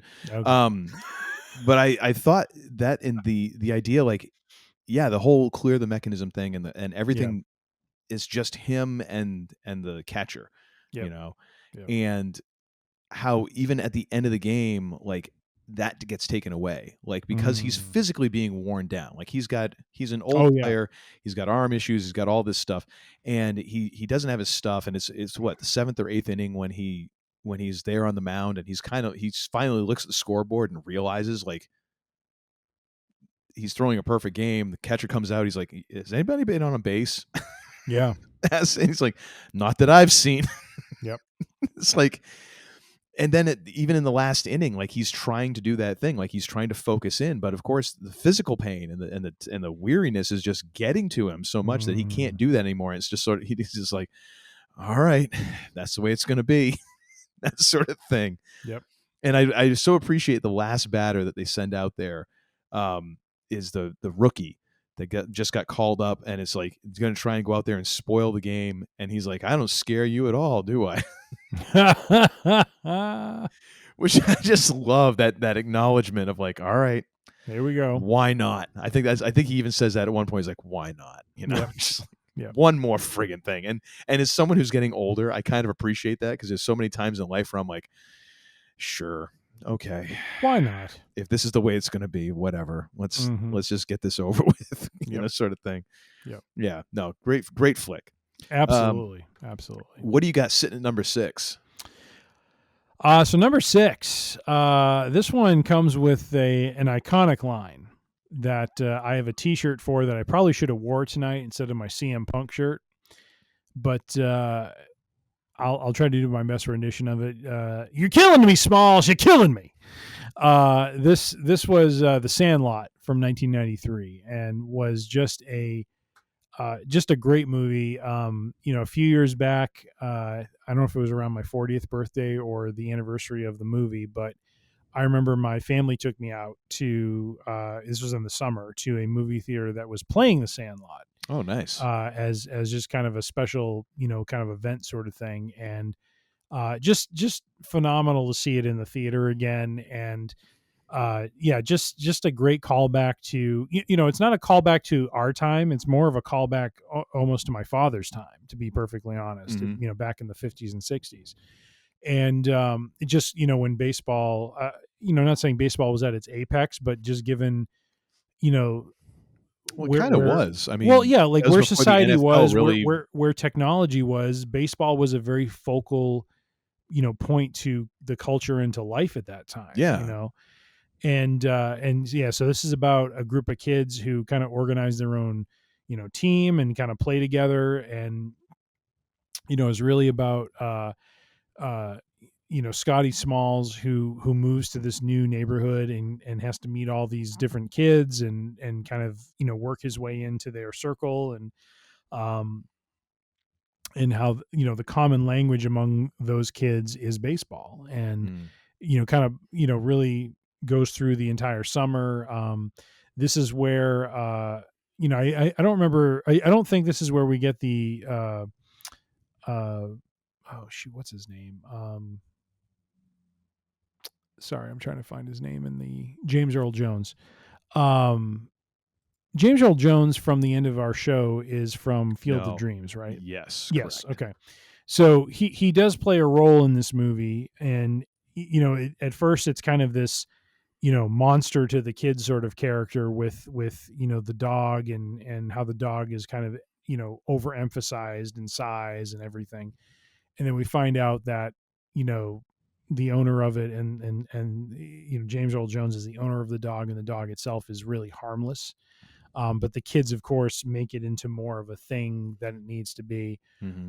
Just has some very cool moments, and just kind of plays to the idea of, I think I think the thing that touched me the most about it was really the end. Because at the end it kind of talks about where all the kids end up, and you find some of the characters just like disappear almost, because and the implication is they may have been lost in like Vietnam. And just that what I love about that movie, especially at the end, is its reverence and kind of its ability to point out how life, as innocent as that time was, and as fun as that time was, how as they get older and become adults, how reality in some ways consumes them. You know what I mean? And some of them stay in touch, some of them grow apart, and yet some of them disappear. And, even for me in my own life, not having played baseball or anything like that. I mean, I played baseball when I was a kid, but not, forged, long-term friendships from it or anything like that. How interesting it is, you go through those seasons of life where you have people who are super close. And now, like even now, like you and I doing this, there are people who I was very close with back in my college days, who I haven't talked to in 20 plus years, and are just not part of my life anymore. And so it's just kind of interesting how they give a nod to that reality of life, and how when we grow and when we move on from these certain phases of life, we sometimes grow apart, and lose touch. And so, so just a very fun movie. If you've never seen The Sandlot, I would highly recommend it. I know it's like a, 25 plus or 20, 21, 22 year plus movie, but, it ages very well. It is very funny. Dude, that movie is 31 years old. Is it 30? Did I do my math wrong? Look at you doing the math, and I'm the one. Well, I think I had a little too much of this, but Nah, you're once fine. Again, Penelope Architect, baby. Nah, you can make it halfway on that. I believe in you. Hey, I've already had like this much of it, so I know. That's why I'm saying I believe in you. No, believe, baby. Ted Lasso said it. I would highly recommend The Sandlot. What is your thoughts on this movie, sir? I ain't never seen it. No kidding, dude. That's why it wasn't on my list. Sit down with Kaylin. At a minimum, sit down with your wife. It is a family movie. It is enjoyable. It is fun, and I think they would enjoy it. I think there's a lot to what you're saying, though. I mean, because that does tie in, and it lends to the. If you reflect it all on your life, you kind of understand that. Like, oh my gosh, the people I knew my neighborhood or wherever, that we Yeah. were so close, and now I don't have no idea where the hell half of them are, Yep. And it, in a way, I'm thankful that over the last, I think, like the last 10 years or so, I've come to realize this, and it's why I've tried to do things a lot differently, like, in terms of, like, if I think, gee, I haven't talked to that person in a while, like, I ought to send them a text. Like, I try to do it then, because I know, I know, like, in the course of a day, something else will distract me. Yeah. Let alone like this month, this year, and the next thing you know, it's 5 years, and oh crap, I did not text that person back when I thought of. Yeah. And now, well, it's too late, that sort of thing. So that idea of like how close you are in those relationships, and how precious that is when you have people that have known you and that you've known them for that long. Yep. To kind of have those touchstones in your life is important, but also just to kind of cherish those memories of like, wow, that was kind of cool, and to appreciate it, So those are very universal things, and totally understands why that movie, 31 years on, still has, rings true to a lot of people. And one of the other things I want to point out too is, Dennis Leary is in this movie as the stepfather of the kid, because of course he is. Well, yeah, but it is prolific in terms of the story, because that is the language that they end up being able to kind of connect on. Like when the movie starts, he's very disconnected from his stepfather. He's, very connected to his mother, doesn't think much of his stepfather, but knows his stepfather is very into baseball, doesn't understand why. And as that movie plays out and he becomes more involved with, again, as part of his, indoctrination into that social circle with these kids, and learning baseball and becoming somewhat, good at it, it ends up being a language for the two of them. And at the end of the movie, it kind of shows how they end up connecting, over baseball, what he's learned, and the fact that he can then, play, especially when he I forget exactly what happens in the story, but there's something with James Earl Jones's character. I don't know if he has a baseball that is signed by a particular person that he thought brings, it was signed by Babe Ruth or something like that he brings home for his dad because he ruined, or stepdad, because he ruined one of his other balls. But this ends up being more valuable. And he earns some respect, and he earns some, some recognition from that. And then they baseball is kind of that language that they, kind of bond over, which I thought was really cool, and so, I mean, and that's why the movie for me is such a touchstone, because it hits on a number of different points, that we all kind of contend with throughout our lives, around connecting with our family, connecting with our parents, connecting with, if we're a product of having to move, connecting with a new social group. And then ultimately, like I said, just those seasons of life when you move on, and people who are once very close and very important to you somehow end up over time drifting off. And so, yeah, highly recommend The Sandlot if you haven't seen it before. Nice. What about you, sir? What are we on? Number 6? Number 5. 1989's Major League is my pick. Yes. This movie is just, it does that wonderful thing of being able to be be like a laugh out loud comedy without venturing into like Airplane territory, where it goes so over the top. Or like Naked Gun or whatever. Actually, the Naked Gun could have been another baseball movie, because you have the whole climax of the movies taking place at Angel Stadium. But it does this great job of like creating these characters that within 30 seconds to a minute of them being on screen, you get it. And they do such a great job of building those characters and establishing them, so without having to go into long exposition about them, so that then you can start moving the characters forward almost immediately, because you kind of get them, and I mean, such a great collection of actors here. I mean, of course, you've just a bit outside Tom Berenger, Jake Taylor. We got Charlie Sheen as Ricky Vaughn.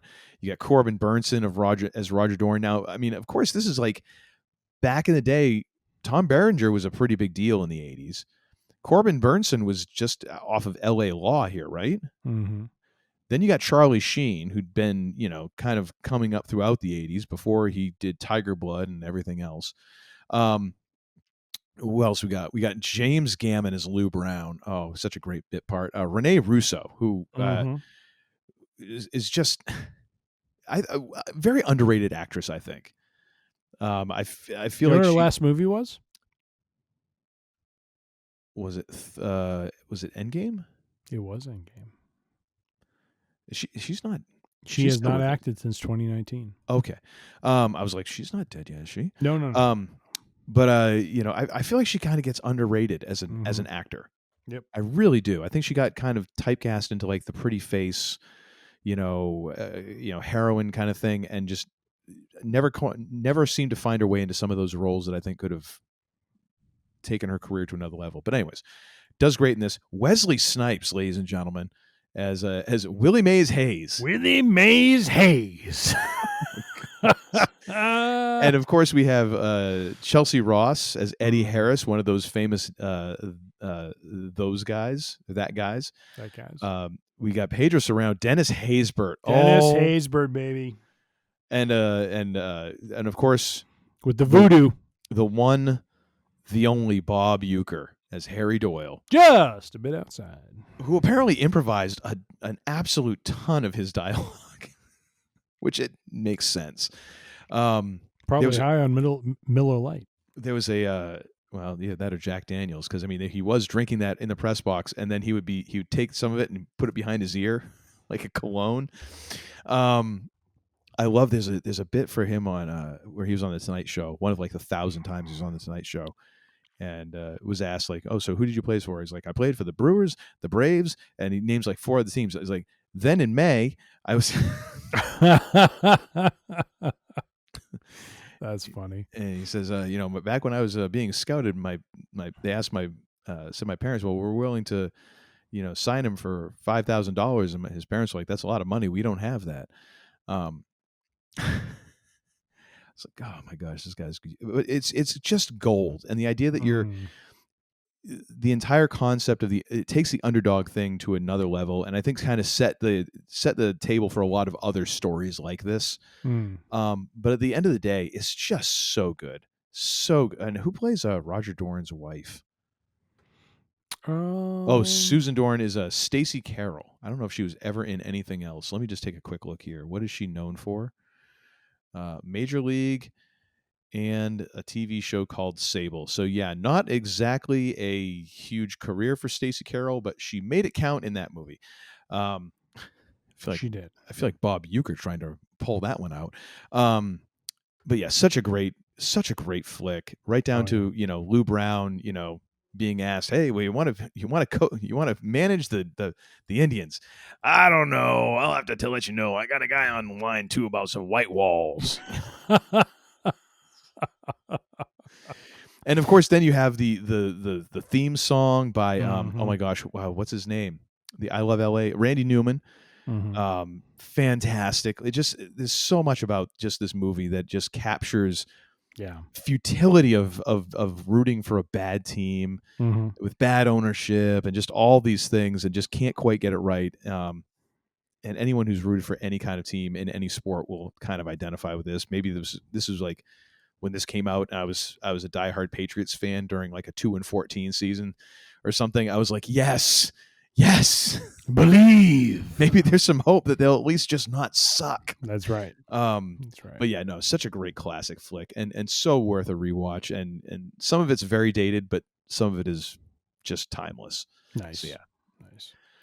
What do you got for number 4 here, sir? That's your pick. If I may, bathroom. If you will. I suppose we can do that. Sure. All right. Thank you very much. 2,000 years later. All right, and we're back, and Tim has got a mouthful of Skinny Pop, so it must be his turn. At number 4, what do you got for a flick there, sir? From 2011, Moneyball, yes. Which I can't believe this is over 10 years old now, but it boggles the mind. Getting old. But just I mean, really, similar to A League of Their Own, just top to bottom, a solid movie. Mm-hmm. This one about the the data behind really some of the success of teams in the early 2000s, where they focused on on base percentage as opposed to kind of the gut instincts of their agents out in the field, their scouts out in the field, assessing players and that sort of thing. This is based, of course, on the book that was written by Michael Lewis. Really about the system that Billy Beane kind of implemented in Oakland that allowed them to be competitive and really overperform what they should have given the budget they had. Mm-hmm. And I think this movie kind of highlights those points really well, all with kind of a story that is grounded in family, because we see Billy Beane, his story is very interesting, with it being a a young player who in some ways went for the money based on what his assessment based on the assessment of a scout who predicted great things for him, and then those things didn't come to pass. And I love how the movie kind of juxtaposes that situation with kind of later on in his life when he's faced with another opportunity to make a ton of money, and he chooses to kind of stay with the team that he's trying to really take not only to the playoffs but to the World Series and to a title. And so so I Brad Pitt is amazing in this movie as Billy Beane. Really all the players, and just everything about the story is just so well done. Jonah Hill as kind of the data guy that Billy works with, and bases a lot of his thinking and algorithms off of is his name Bill James, I think, who who kind of came up with this idea of on base percentage being really the true tell of how effective an offensive player is. I just thought it was like, when you look at it on, or when you think about it on paper, it sounds like a really boring movie, but totally. It's just done in such a way that you can't help but be enthralled by it and enjoy it, and really appreciate the impact of it, given the fact that it was one of the kind of influences for the 2004 Red Sox team. True. This was also going to be on my top 5, and I think this would be a good episode because I don't want to dig too deep into this. I think this would be a good episode for us heading into next baseball season, because it'll give you time to read the book, and maybe even for me to reread the book. Because I read the book, I've watched the movie several times before I'd read the book, and it kind of, even though it's that whole based on a true story, it's interesting to note the differences between the story told in the book and the story told in the movie, simply because they're you kind of come face to face with the differences between a book and a movie. And in a movie, you kind of need to have a bad guy, and you need to have an antagonist, you need to have the protagonist, and you need to have some different elements in that. And so there are definitely things in the movie that are created. For instance, the character that Jonah Hill plays does not exist in real life. There is a guy who kind of fits a lot of those descriptions, but they had to change his character so much that if that guy was just like, hey, just give this character a different name. I don't want him to have my name because that's not me. And rightfully so. So, I mean, it's very interesting how the book works in one way, and the movie. And again, reading the book, I'm just like, how did they get a movie out of this? Like, because again, it's a movie about statistics. It's math. It's spreadsheets. It's really boring crap. and yet they managed to make a really good movie out of it. And so that kind of prompted me to go back and read the book. And even after reading the book, I'm like, oh my gosh, they totally needed to do those things to make this movie work. So I think that'd be a good episode for us to maybe tackle at some point. But no, totally, I would agree. Really good movie. And yeah, Brad Pitt is fan-friggin-tastic in this movie. kind of playing against type, but also much like my recording partner here, in keeping with his characters in many movies, just constantly eating throughout the entire flick. Much like you're just like shoveling. Doesn't that play into mouth. the Ocean's 11 character of Rusty, who constantly eats as well? At a certain point, Brad Pitt just decided he wanted this to be a thing for every character. I think it's just because he got tired of sitting around on set, but just constantly eating is rather amazing. But no, great choice, great flick. And now I won't ask any more questions because I know you're busy. We'll go to our number 3 movie, which is Bull Durham from 1988, continuing our Costner run. And I believe this was on both of our lineups as well. Now that Tim has completely disappeared, he's probably horking up a few kernels right now. Trying to do that thing where you're getting it out of the back of your throat. It's like you have a kernel stapled to a tonsil, and you do one of those things where it's like even your cat's looking at you like, "Are you okay?" No, it's more like I dropped some popcorn kernels on the floor and I'm trying to clean up so I don't trying to leave a keep. mess. Oh, so the rats won't get them. It's more the fruit flies than anything else. I had to fend off the rats when I was down there. Then the fluffy one was the one that I worried about. He was making goo goo eyes at me. You mean Rusty? I didn't worry until all of a sudden he put on that Dean Martin record, and I'm like, what's he gonna try? Anyways, so God, we got off topic there. So Bull Durham, fantastic flick about the minor leagues. And yes, I did hear at one point, both of us having attended Dover High School, Go Green Wave, in New Hampshire.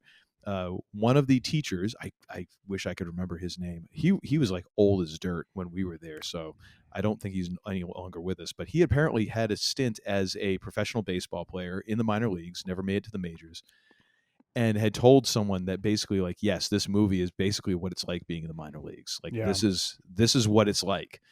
And this whole idea of, Crash Davis just trying to get his dingers and set the record, but it's being this dubious record of like, yeah, I've hit this many home runs in the minor leagues. That means I've never been good enough to make it to the major leagues. To the big dance. And Nuke LaLoosh. Oh my gosh. Like the most unconvincing pitcher in all of baseball moviedom. Just ridiculous. Susan Sarandon. Fantastic in the movie, and Robert Wall making his second appearance here. Can I just say Susan Sarandon, probably similar to our movie episode a couple episodes ago, probably was highly impactful in helping some boys become men. I'll just say that. Oh my. Amen, Sulu. Which is a paraphrase from one of her quotes in the movie. After Crash delivers his monologue. But no, it is one of those underdog stories. Like, you have the underdog of the entire team not being very good. You have the underdog of Crash Davis, both in like his career, but also in trying to pursue Annie, because she's already decided Nuke LaLoosh is her guy for that season. Again, a great cast of characters. Like, everybody has a little bit of business, and it's the whole the youngster getting under the learning tree sort of thing. And it's in a way it's Lethal Weapon. Like, it's that unlikely team up where neither one of them really like each other, but they have to end up working with each other and coexisting somehow, just without guns or Christmas. And so, there's just so much to love about this movie that I personally, like, if it, in my personal esteem, this is the Kevin Costner baseball movie. I know Field of Dreams gets a lot of people's vote. This is it for me. Like, I love this movie for so many things. Like, just the, any ball, anything hit that far, I'd have a stewardess on it. You know what I mean? You told him what I was going to throw, didn't you? Yep. And so then the exaggerated, like, every time he calls a sign, that sort of thing. There's so many great moments in this thing, down to like the announcer getting having the person on the phone telling him what happens, and then having the stick of wood with like a mallet, and another hit for the Durham Bulls. And the best part is he's got that dusty lisp. Oh yeah. Did you notice that? If you will. Oh my gosh, so good. But yeah, it's such a great flick. Oh, classic. And yeah, another movie that, sort of like with For Love of the Game. There's a romance at the heart of it, but there's a lot of heart to the movie, but yet there's also this, this story of this, grizzled veteran of the minor leagues working with this guy with a 10-cent head, $1 million arm. So it's like, well, and so much to love. And I remember the first time I saw it, it was, and this is a little bit of my, innocence coming out, but most movies I had seen, the hero always triumphs, and in my mind, Crash was the hero. And yet this was a story not about him triumphing, but him, kind of ending his career gracefully. You know what I mean? But isn't that a bit of a triumph in a way? It is, but I didn't understand that at the time. Mm-hmm. You know what I mean? In some ways, you feel like if you look at it very at face value, Nuke ends up going to the show, and Crash is somehow left behind, and you're like, what the hell? That's the first, when I first saw that, I'm like, I actually was somewhat angry by it because I wanted to see Costner's character, triumph in a way. Yeah, but the great thing is he establishes that right from the beginning. Like his first line in the movie, his first appearance in the movie, it tells you everything you need to know about this character. Yeah. And who are you? I'm the player to be named later. Mm-hmm. But you just like freeze frame that and you see him. I didn't understand till later on, like in high school when I watched it again, and I saw it a couple times. Then I started to understand, that it wasn't a failure of the hero, but he had his like you mentioned, he had his own triumph. Mm-hmm. Nuke had his in a way, but the way I kind of interpret the movie is Nuke is doomed in some ways to flame out very quickly. Like Nuke does well because of Crash.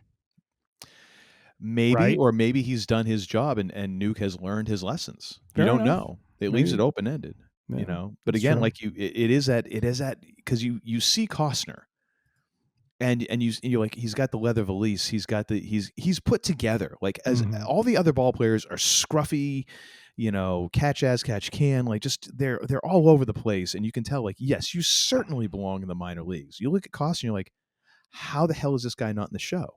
He's put together, like he's got the whole thing down. He understands how the game is played, and yet, he's like, what the hell am I doing back down in A ball? That sort of thing. And it's the same. You're automatically putting that point. You're like, yeah, what is this guy doing down here? Like, he should totally not be down here.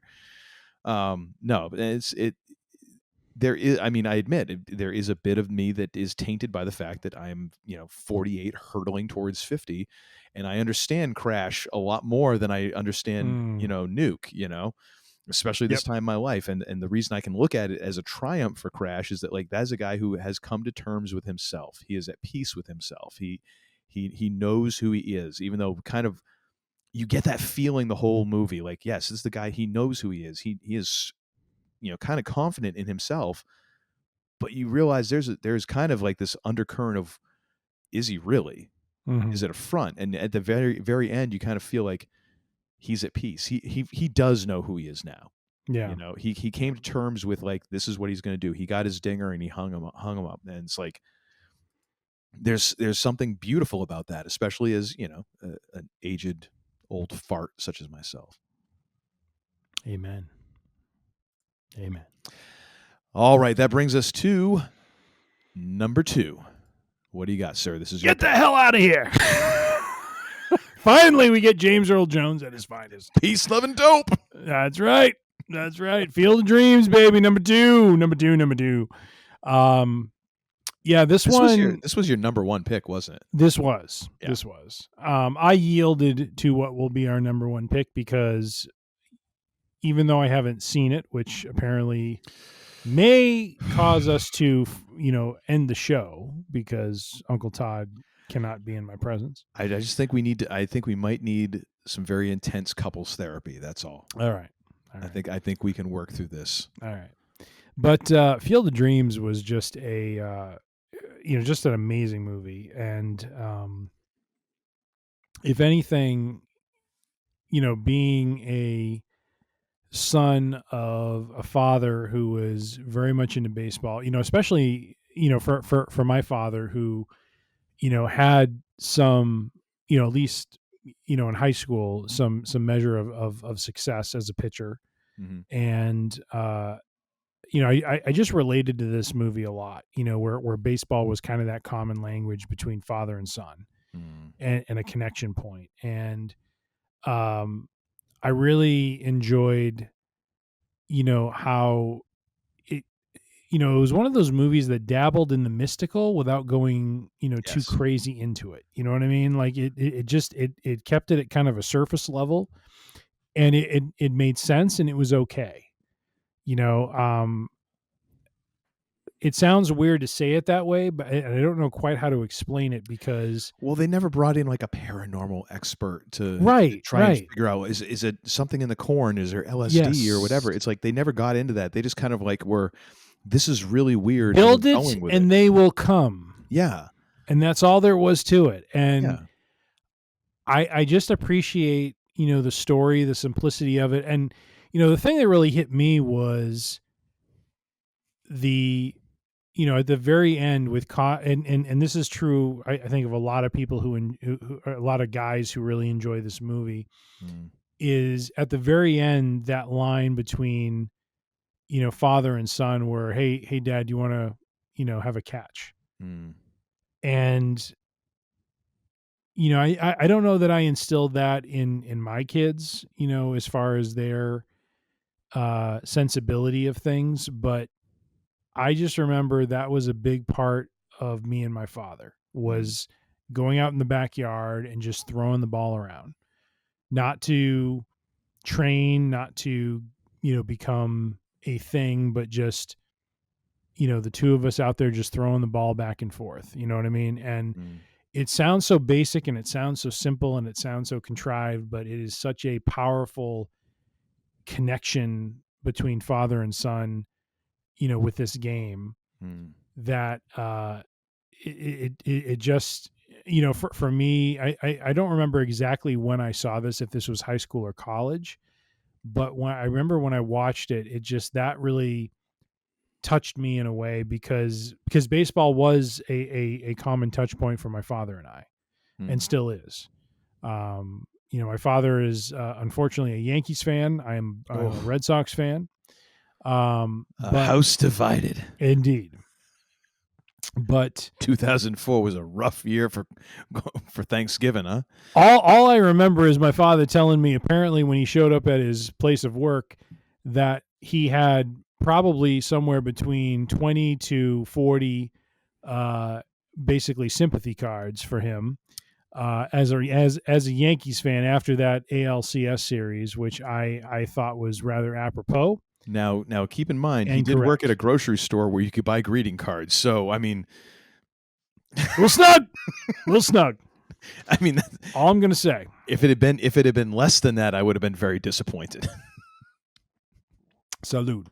So, your thoughts on this movie, sir? Because this movie resonates because my father was very much, without going into a lot, I know he had a promise of a future in baseball and, maybe not realized. But it was a language that he and I had. What were your kind of takes on this?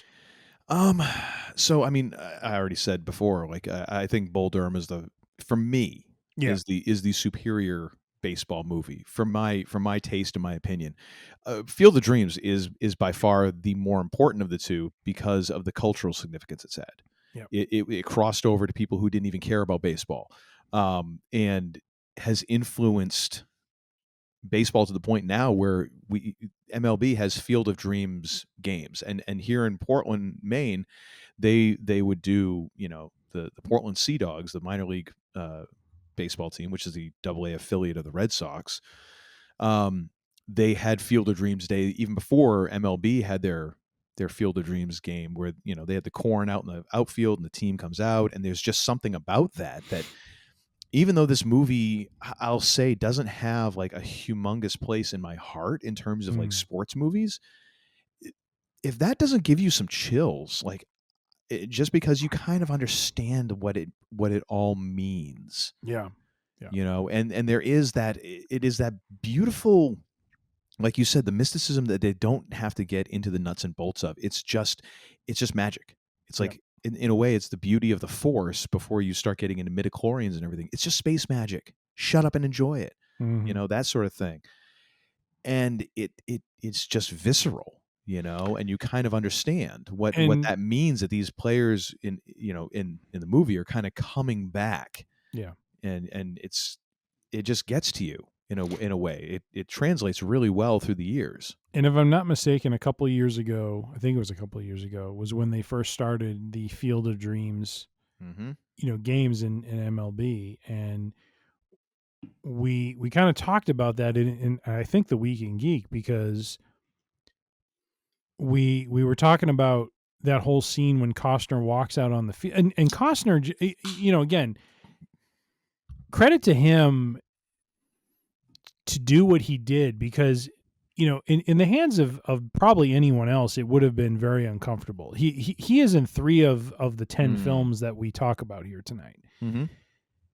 Baseball if he'd done a 4th baseball movie, he would be in 4 movies out of the top 10. Yeah, so I mean, baseball and he are very much intertwined, and there was an element of him, when he walked out onto that field in Iowa, and what stood out to me was the pauses he took. Not so much what he was doing action-wise, but the breaks in between, where he was just kind of stopping and looking around and taking it all in and looking at the baseball.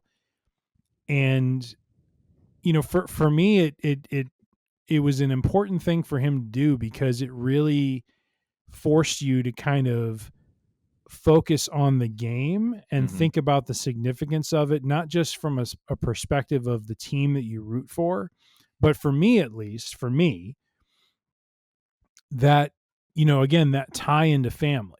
Yes. That this is a thing. And, you shared last episode when we talked about the 04 Sox, about, like how your father was very tied into the team, and unfortunately, the pitchers or the players that would normally fail the Red Sox at that time. Yep.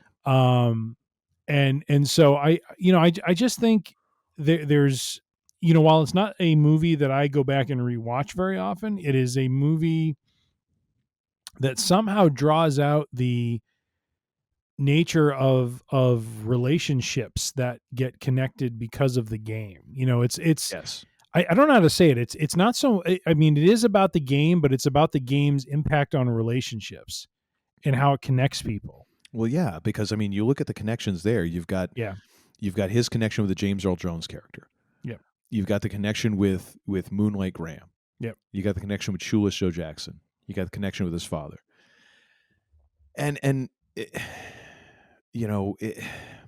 there is that thing. Like, I think everybody has struggled, and in the same way with The Sandlot, with a connection between fathers and sons, but it even goes beyond that, because you can extrapolate that to other relationships. And that's a beauty of a lot of this, is like, even though you're like, oh, well, that isn't me and my dad. Well, that's me and somebody else. And our brains do a good job of subbing us into those situations. And, me and my dad really didn't, play catch or anything like that, but we had our stuff. Like, I worked with my dad. First job I ever had was working with my dad, during summers and school vacations, and getting paid like, couple bucks an hour or whatever that he kind of threw my way. But I worked for it, like, legit. Yeah. I mean, but I would have done it for free, because I just want to be around my dad, and I was lucky enough that during the summers I got to spend like 6 to 8 hours a day with my dad, just working and riding around the truck. And I'm sure some days it was a complete pain in the ass for him, because I mean, as kids, we can be a pain in the ass sometimes, especially when, I know there's nights, my dad didn't probably sleep well because the Sox lost the night before. Dennis Lamb gave up a homer in the friggin' 8th inning, and he was Danny Darwin. God dang it! and he didn't sleep well that night for some reason. Nope. And me like yammering on like I am now at like 5:30 a.m. because that's when we would be getting up and moving around. He's probably like, I would really rather not have this kid yakking at me all this time, but oh well. Yeah. Tell you what, let me wheel into Dunkin' Donuts and get him a bagel, so maybe he'll shut up for a few minutes. I can listen to the radio. But there's those connection points, and the way that you find them, and whether it's baseball or stupid job or whatever, it's like there's those things that you connect with, and sometimes how trivial those connections can seem, but they're so not trivial. Mm-hmm. They're like everything, and it goes back to Good Will Hunting. That's the good stuff. Yes, that's the good stuff. Yes, and I think that's why a movie like Field of Dreams it should be number 2, no doubt, no friggin' doubt. It wasn't number 2 on my list, but you know what? I will gladly cede this one to you because culturally and relationally, it deserves its place. Yep, for sure. If only for if only for some of those monologues that James Earl Jones has. My God, no, get the hell out of here! You need someone to lend some gravitas to a situation, like especially like when they go to Fenway Park, and the scoreboard goes wacky, and then he drops him off, and then he wheels around in the street, and all of a sudden James Earl Jones, who doesn't look like he can run the 40 and that quick, all of a sudden darts to the other side of the street and is there. Yep. That's actually the most supernatural part of the entire movie. Forget the dead guys coming out of the corn. James Earl Jones sprinting across that street at that age and that weight, that's science fiction, ladies and gentlemen. Yep. That's what that is. Yep. I would agree. 100%. I would agree. All right, sir. What is our number 1? Our number 1 is 1984's The Natural. This flick, I think, gets the nod because it kind of harkens back to that golden age of baseball, early 20th century.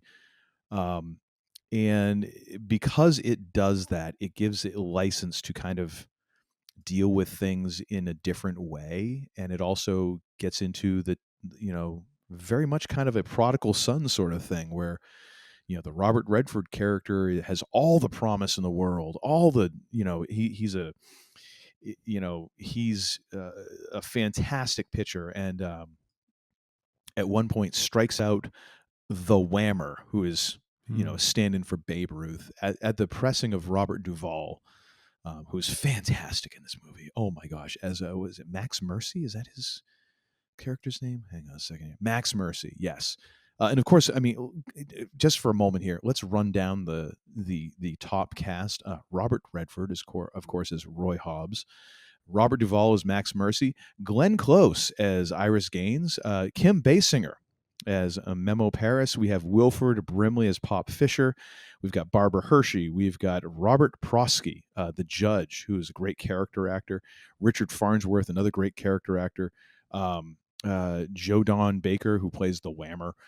Where is crud? Ted Hobbs? Nope, not him. Michael Madsen as Bump Bailey. Where is shoot?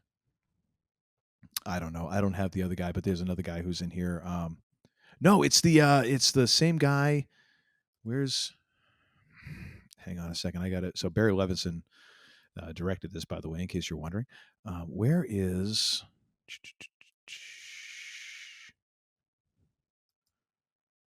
I want to say it's the dad from Christmas Story, who plays like this mob boss kind of character, but I can't find him. Crap. Any old who. I'll probably find it tomorrow and kick myself. But anyways, you have all of this happening where he's this promising young pitcher.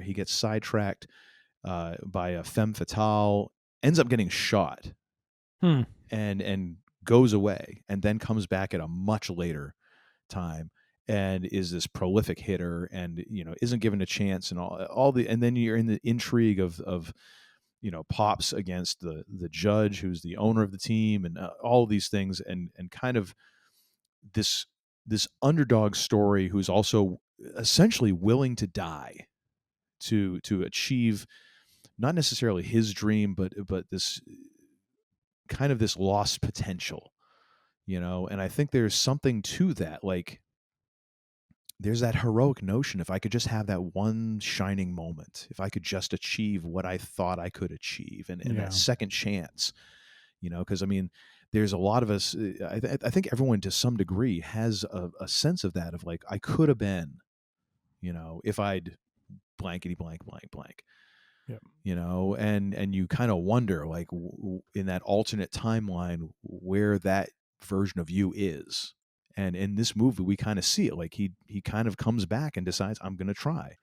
Yeah. And there is something about it that, as a baseball movie, it just works so well. And it could only work as a baseball movie, like it just doesn't work for any other sport really this way. And being tied into that kind of old timey baseball, there's just this style to it, and it's really inexplicable, but it is this movie that you're kind of like, it's becomes almost an artifact, I guess you could say, because of the periodness of it. I'm doing a really poor, and of course you have the fanfare for the common man, the Aaron Copland piece that is just this. It's so triumphant and used so well in this movie, and it's just overall, like, to me, it is the baseball movie, and I think it represents a lot of that comeback, that a lot of that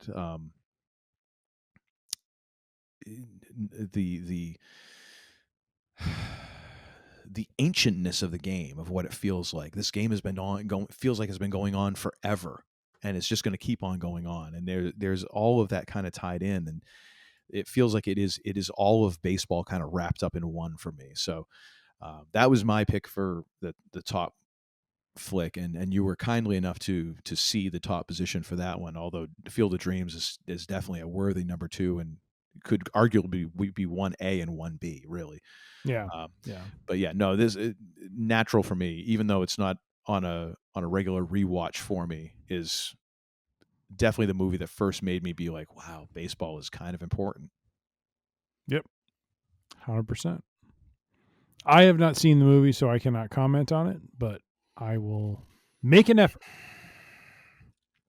I'm telling you, we just need to schedule a little couples therapy. My final resolution for 2024 is to watch that movie. I love how you're doing the Bill Clinton remote clicker thing.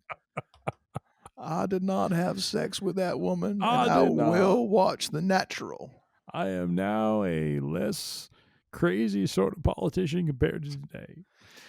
Yeah, let's not finish that sentence. No, let's not. We don't need to get hate mail. All right. And so that is our top 10. Any overall thoughts? Anything that like kind of jumped out at you with this? Any surprises from mine besides Goodwill Hunting somehow working its way into the honorable mentions? Yeah, you had to be different like that. Dude, you tell me though, if for that scene, ain't it worth it? It is. I mean, you put an honorable mention you hadn't even seen. I did. I'm not complaining. I'm just saying. I could have gone Brewster's Millions. Well, that's fair. A little bit of baseball in there.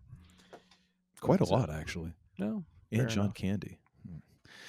Anywho, all right, so that's our top 10, our definitive top 10 idiots guide to baseball. I was going to say the idiot's guide, yes. Yes. And so, sir, what have you got for and another thing? This is our recommendations for our listeners / viewers of things that we have come across in the past few weeks that we think are worthy of your attention. What have you got, sir? Mine is actually somewhat of a repeat, from before. Star Wars: The Old Republic, the video game. I'm going to call attention to this. I kind of got back into it this past weekend. I was telling my wife it's been about before or after the Pappies? That was well after the Pappies. Not influenced by the Pappies at all, actually. Oh, okay. But I did mention to my wife how it had been quite some time since I had, really sat down and just, played a game. And this one was just, something I wanted to get back to because it was a game that I discovered, started playing and got really deep into during COVID.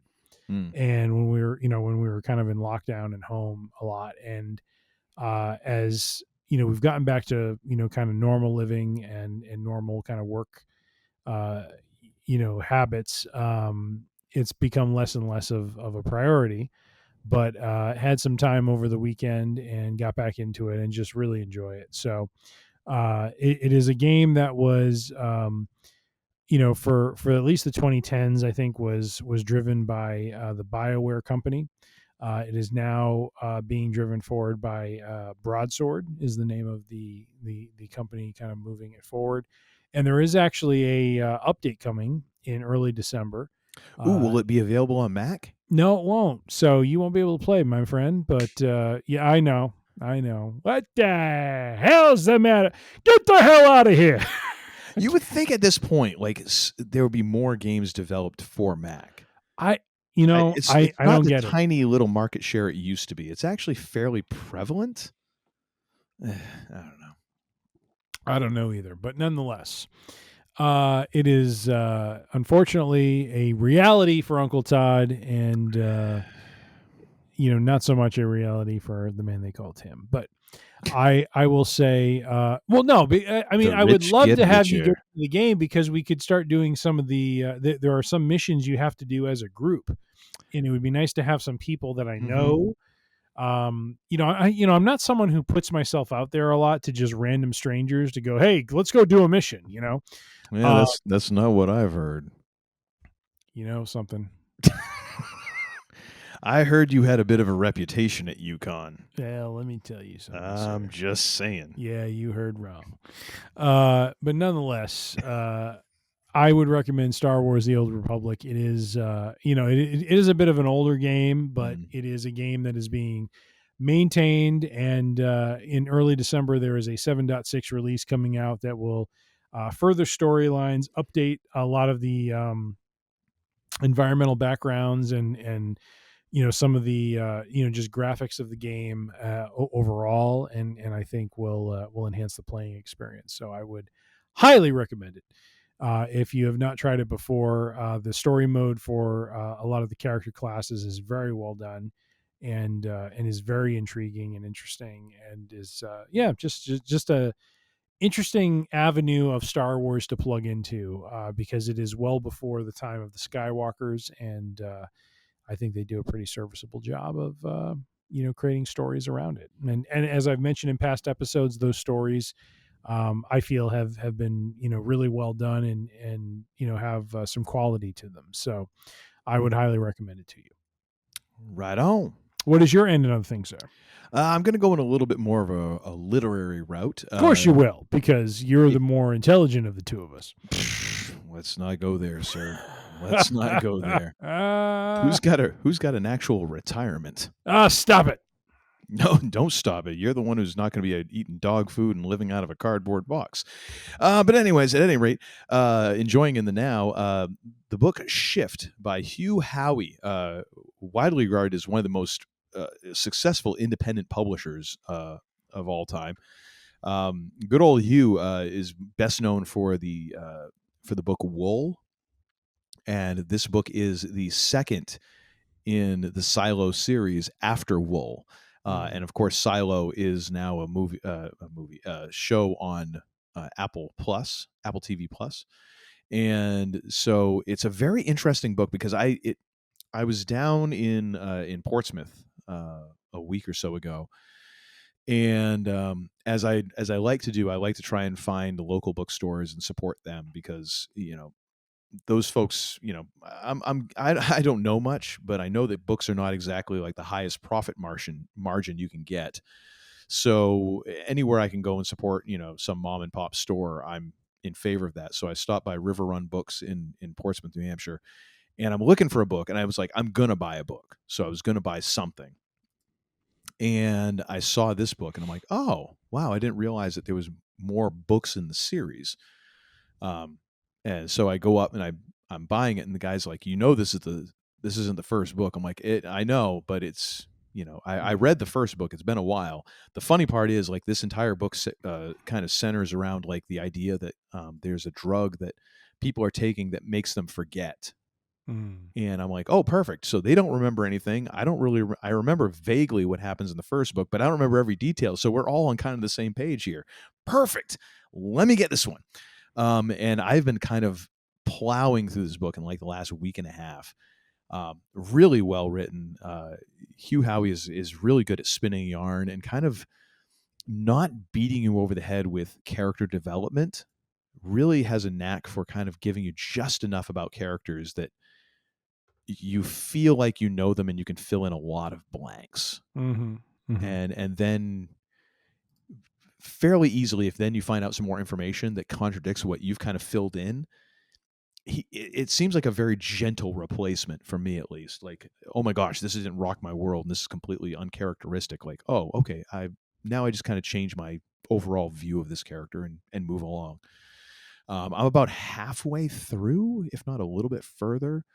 And it's a quick read, even though it's not a short book, but it kind of flies by. Like, his prose is very light and he manages to pack a lot of like information into stuff that doesn't make you just be like, oh my gosh. It's not like reading Moby Dick where you're like, oh great, another chapter about whaling. Just like out of, copy and pasted from Encyclopedia Britannica. He really is a tremendous author. And making me realize like I need to read more by this guy. So yeah, Shift by Hugh Howey is a worthy idea. Of course, make sure you read Wool, the first book in the series, before you read this one. So you might have some homework if you've never read any of these books. However, you won't be disappointed by Wool or by this book. I am quite confident in saying. This is apropos because last week, yes, season 2 of Silo kicked off, which is based on these books. So. Yeah. Hugh Howey is really an interesting case because he started self-publishing his stuff. And by the time that publishers kind of caught on to what he was doing, they started like pursuing him and like, hey, we'll give you this book deal. And he's like, why would I sign that? And they're like, what do you mean? Why? He's like, here's my statement of what I've been making independently publishing my book. And I'm making more owning my own stuff, publishing it myself than you're offering me, and you would own all my stuff. So why exactly would I sign that deal? Yeah. And he's basically like been able to essentially like maintain all of his rights so he can do whatever he wants with his stuff. And he's basically paying these companies to distribute his stuff. And only over like, I think 5 years is his contract. And usually within those 5 years, he has another book or, like it transfers to another medium or like this TV series is coming out. And so then every 5 years he gets to renegotiate and get a new contract. So he's just like continues to go up, and it's insane what this guy has done. But it's one of those deals where it's like, yeah, that works for him. Yeah. You really would have to work your ass off to try and duplicate that. You've got to be really good, and the dude's really good. So, I mean, that kind of helps.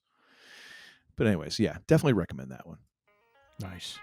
All right, ladies and gentlemen, we are just barreling down on 3 hours here, so we ought to really shut this sucker down. What? Thank you.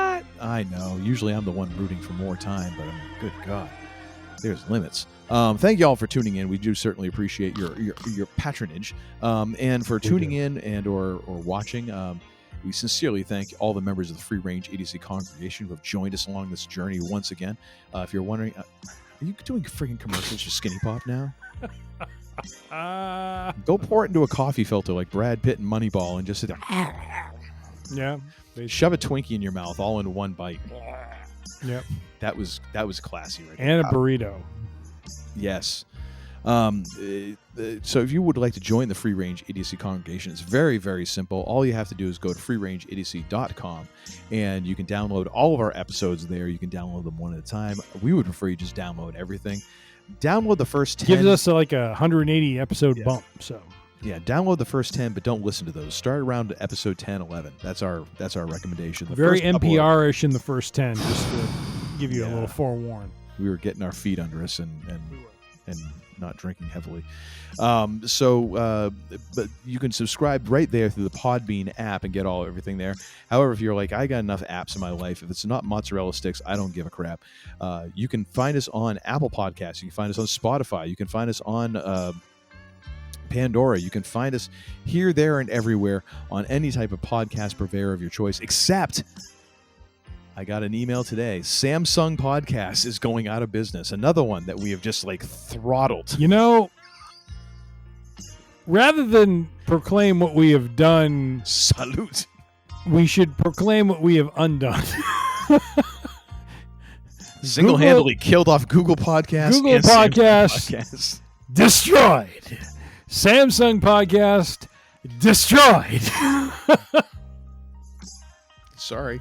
I don't know. But yeah, you can find us on a bunch of other podcast platforms, as well as you can find us on the YouTubes. Yes, we are on the YouTubes in full living color. We're also on Spotify on video as well, and you can toggle between the audio and the video there. So if we get a bit to look at, you're like, just let me go back to radio. But you can do that as well. You can find us on the social medias. We are on Facebook. We're on Instagram. We are on the YouTubes, as I mentioned. All of those are at Free Range Idiocy, and that'll take you right there. You can also send any questions, thoughts, concerns that you have to Tim at freerangeidiocy.com, and he will get back to you forthwith, if not sooner. And now, ladies and gentlemen, it is time for me to stop flapping my gums, probably about 2 hours too late, but better late than never, and turn this over to the lesser idiot of the two idiots who run this show. That would be the man we call Tim, for those of you keeping score at home. There's only two of us. But not before I ask the second most important question in all of human history, the first, of course, being first posited by the just phenomenal band, the Gifts of the Lord, Tower of Power, when they asked, what is hip? The second, of course, being, what in the high holy hell did we learn this episode? We learned the following, my friend. Oh my gosh, I always feel so good when you have a list. I always do. Indeed, Cheeky. We have learned that Uncle Todd and the men they call Tim running about even, when it comes to the fantasy football record. Man they call Tim a little more invested. Uncle Todd a little less. You are worse than Hulk Hogan. Indeed.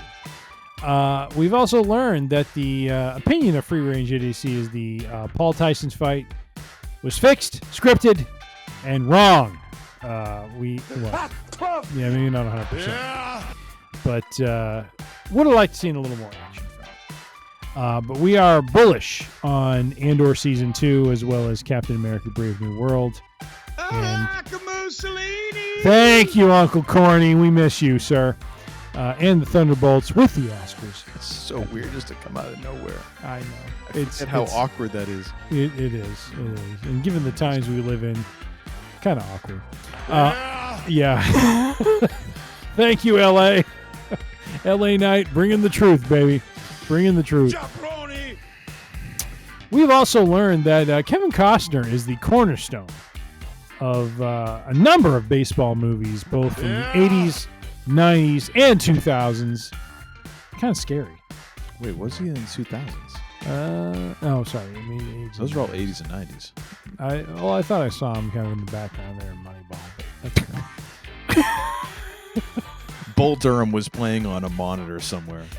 Crash was trying to make a play for the Oakland A's at the age of 62. But nonetheless. It's like a coming to America. Crash Davis, 142 years old. That's right. But nonetheless. Who's next? Do check out the movies in our top 10 if you have not. Yeah. They are a quality selection.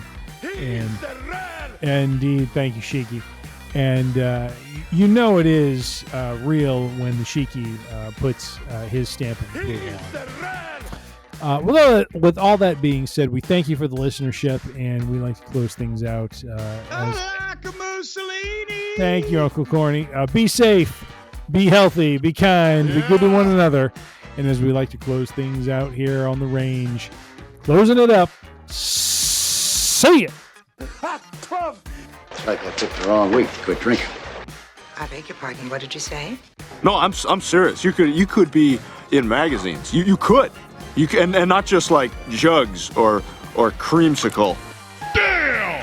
Oh, here's a pleasant sight. Cirrhosis the Wonder Dog. I'm not drunk, all right? I just have a speech impediment. You're such a disappointing pair. I prayed so hard for you. Get out. And don't come back until you've redeemed yourselves. So say we all. So say we all. You know, this Kirkland Select, or this Kirkland Signature, whatever the frack it is. This like Penelope is quite fine. It's like $25 for like a 2-liter bottle. It's like buying Mountain Dew as a kid. I love the graph kind of at the back of the bottle here. You don't need to like push it in my face, like here. Well, I'm trying to show it without my fingers covering it up. Otherwise, what the hell does that prove? That's what she said. By the way, both the Millennium Falcon and the AT-AT shirts that I bought in Portland have... It's at. Well, I say AT-AT. Well, you're wrong. Well, you're wrong. Either way, the shirts have resonated with the folks at my work. So, although they are asking why the AT-AT has moose antlers on it, but I kind of explain why. So. Yeah. Just, representing Maine, my friend. I like a Mussolini. That was kind of an awkward placement. Sorry about that one. I love the fact we have Uncle Corny on the soundboard. That, just can't play that enough. Can't play that enough, sir. I mean, you could, but, you could also play this. It's appropriate. And I got to say, Phil, we miss you, my friend, on Monday Night Raw. Come on back, brother. Bring us some more of those rich stories because, it's all right, but it isn't CM Punk all right. You know what I'm saying? Maybe you come back at Survivor Series.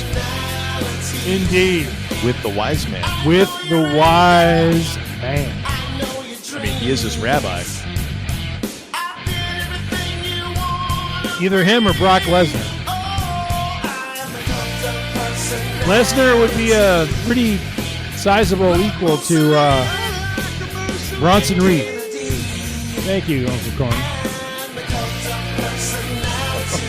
We're getting canceled. I can't get enough of this song, my friend. Now get the hell out of here!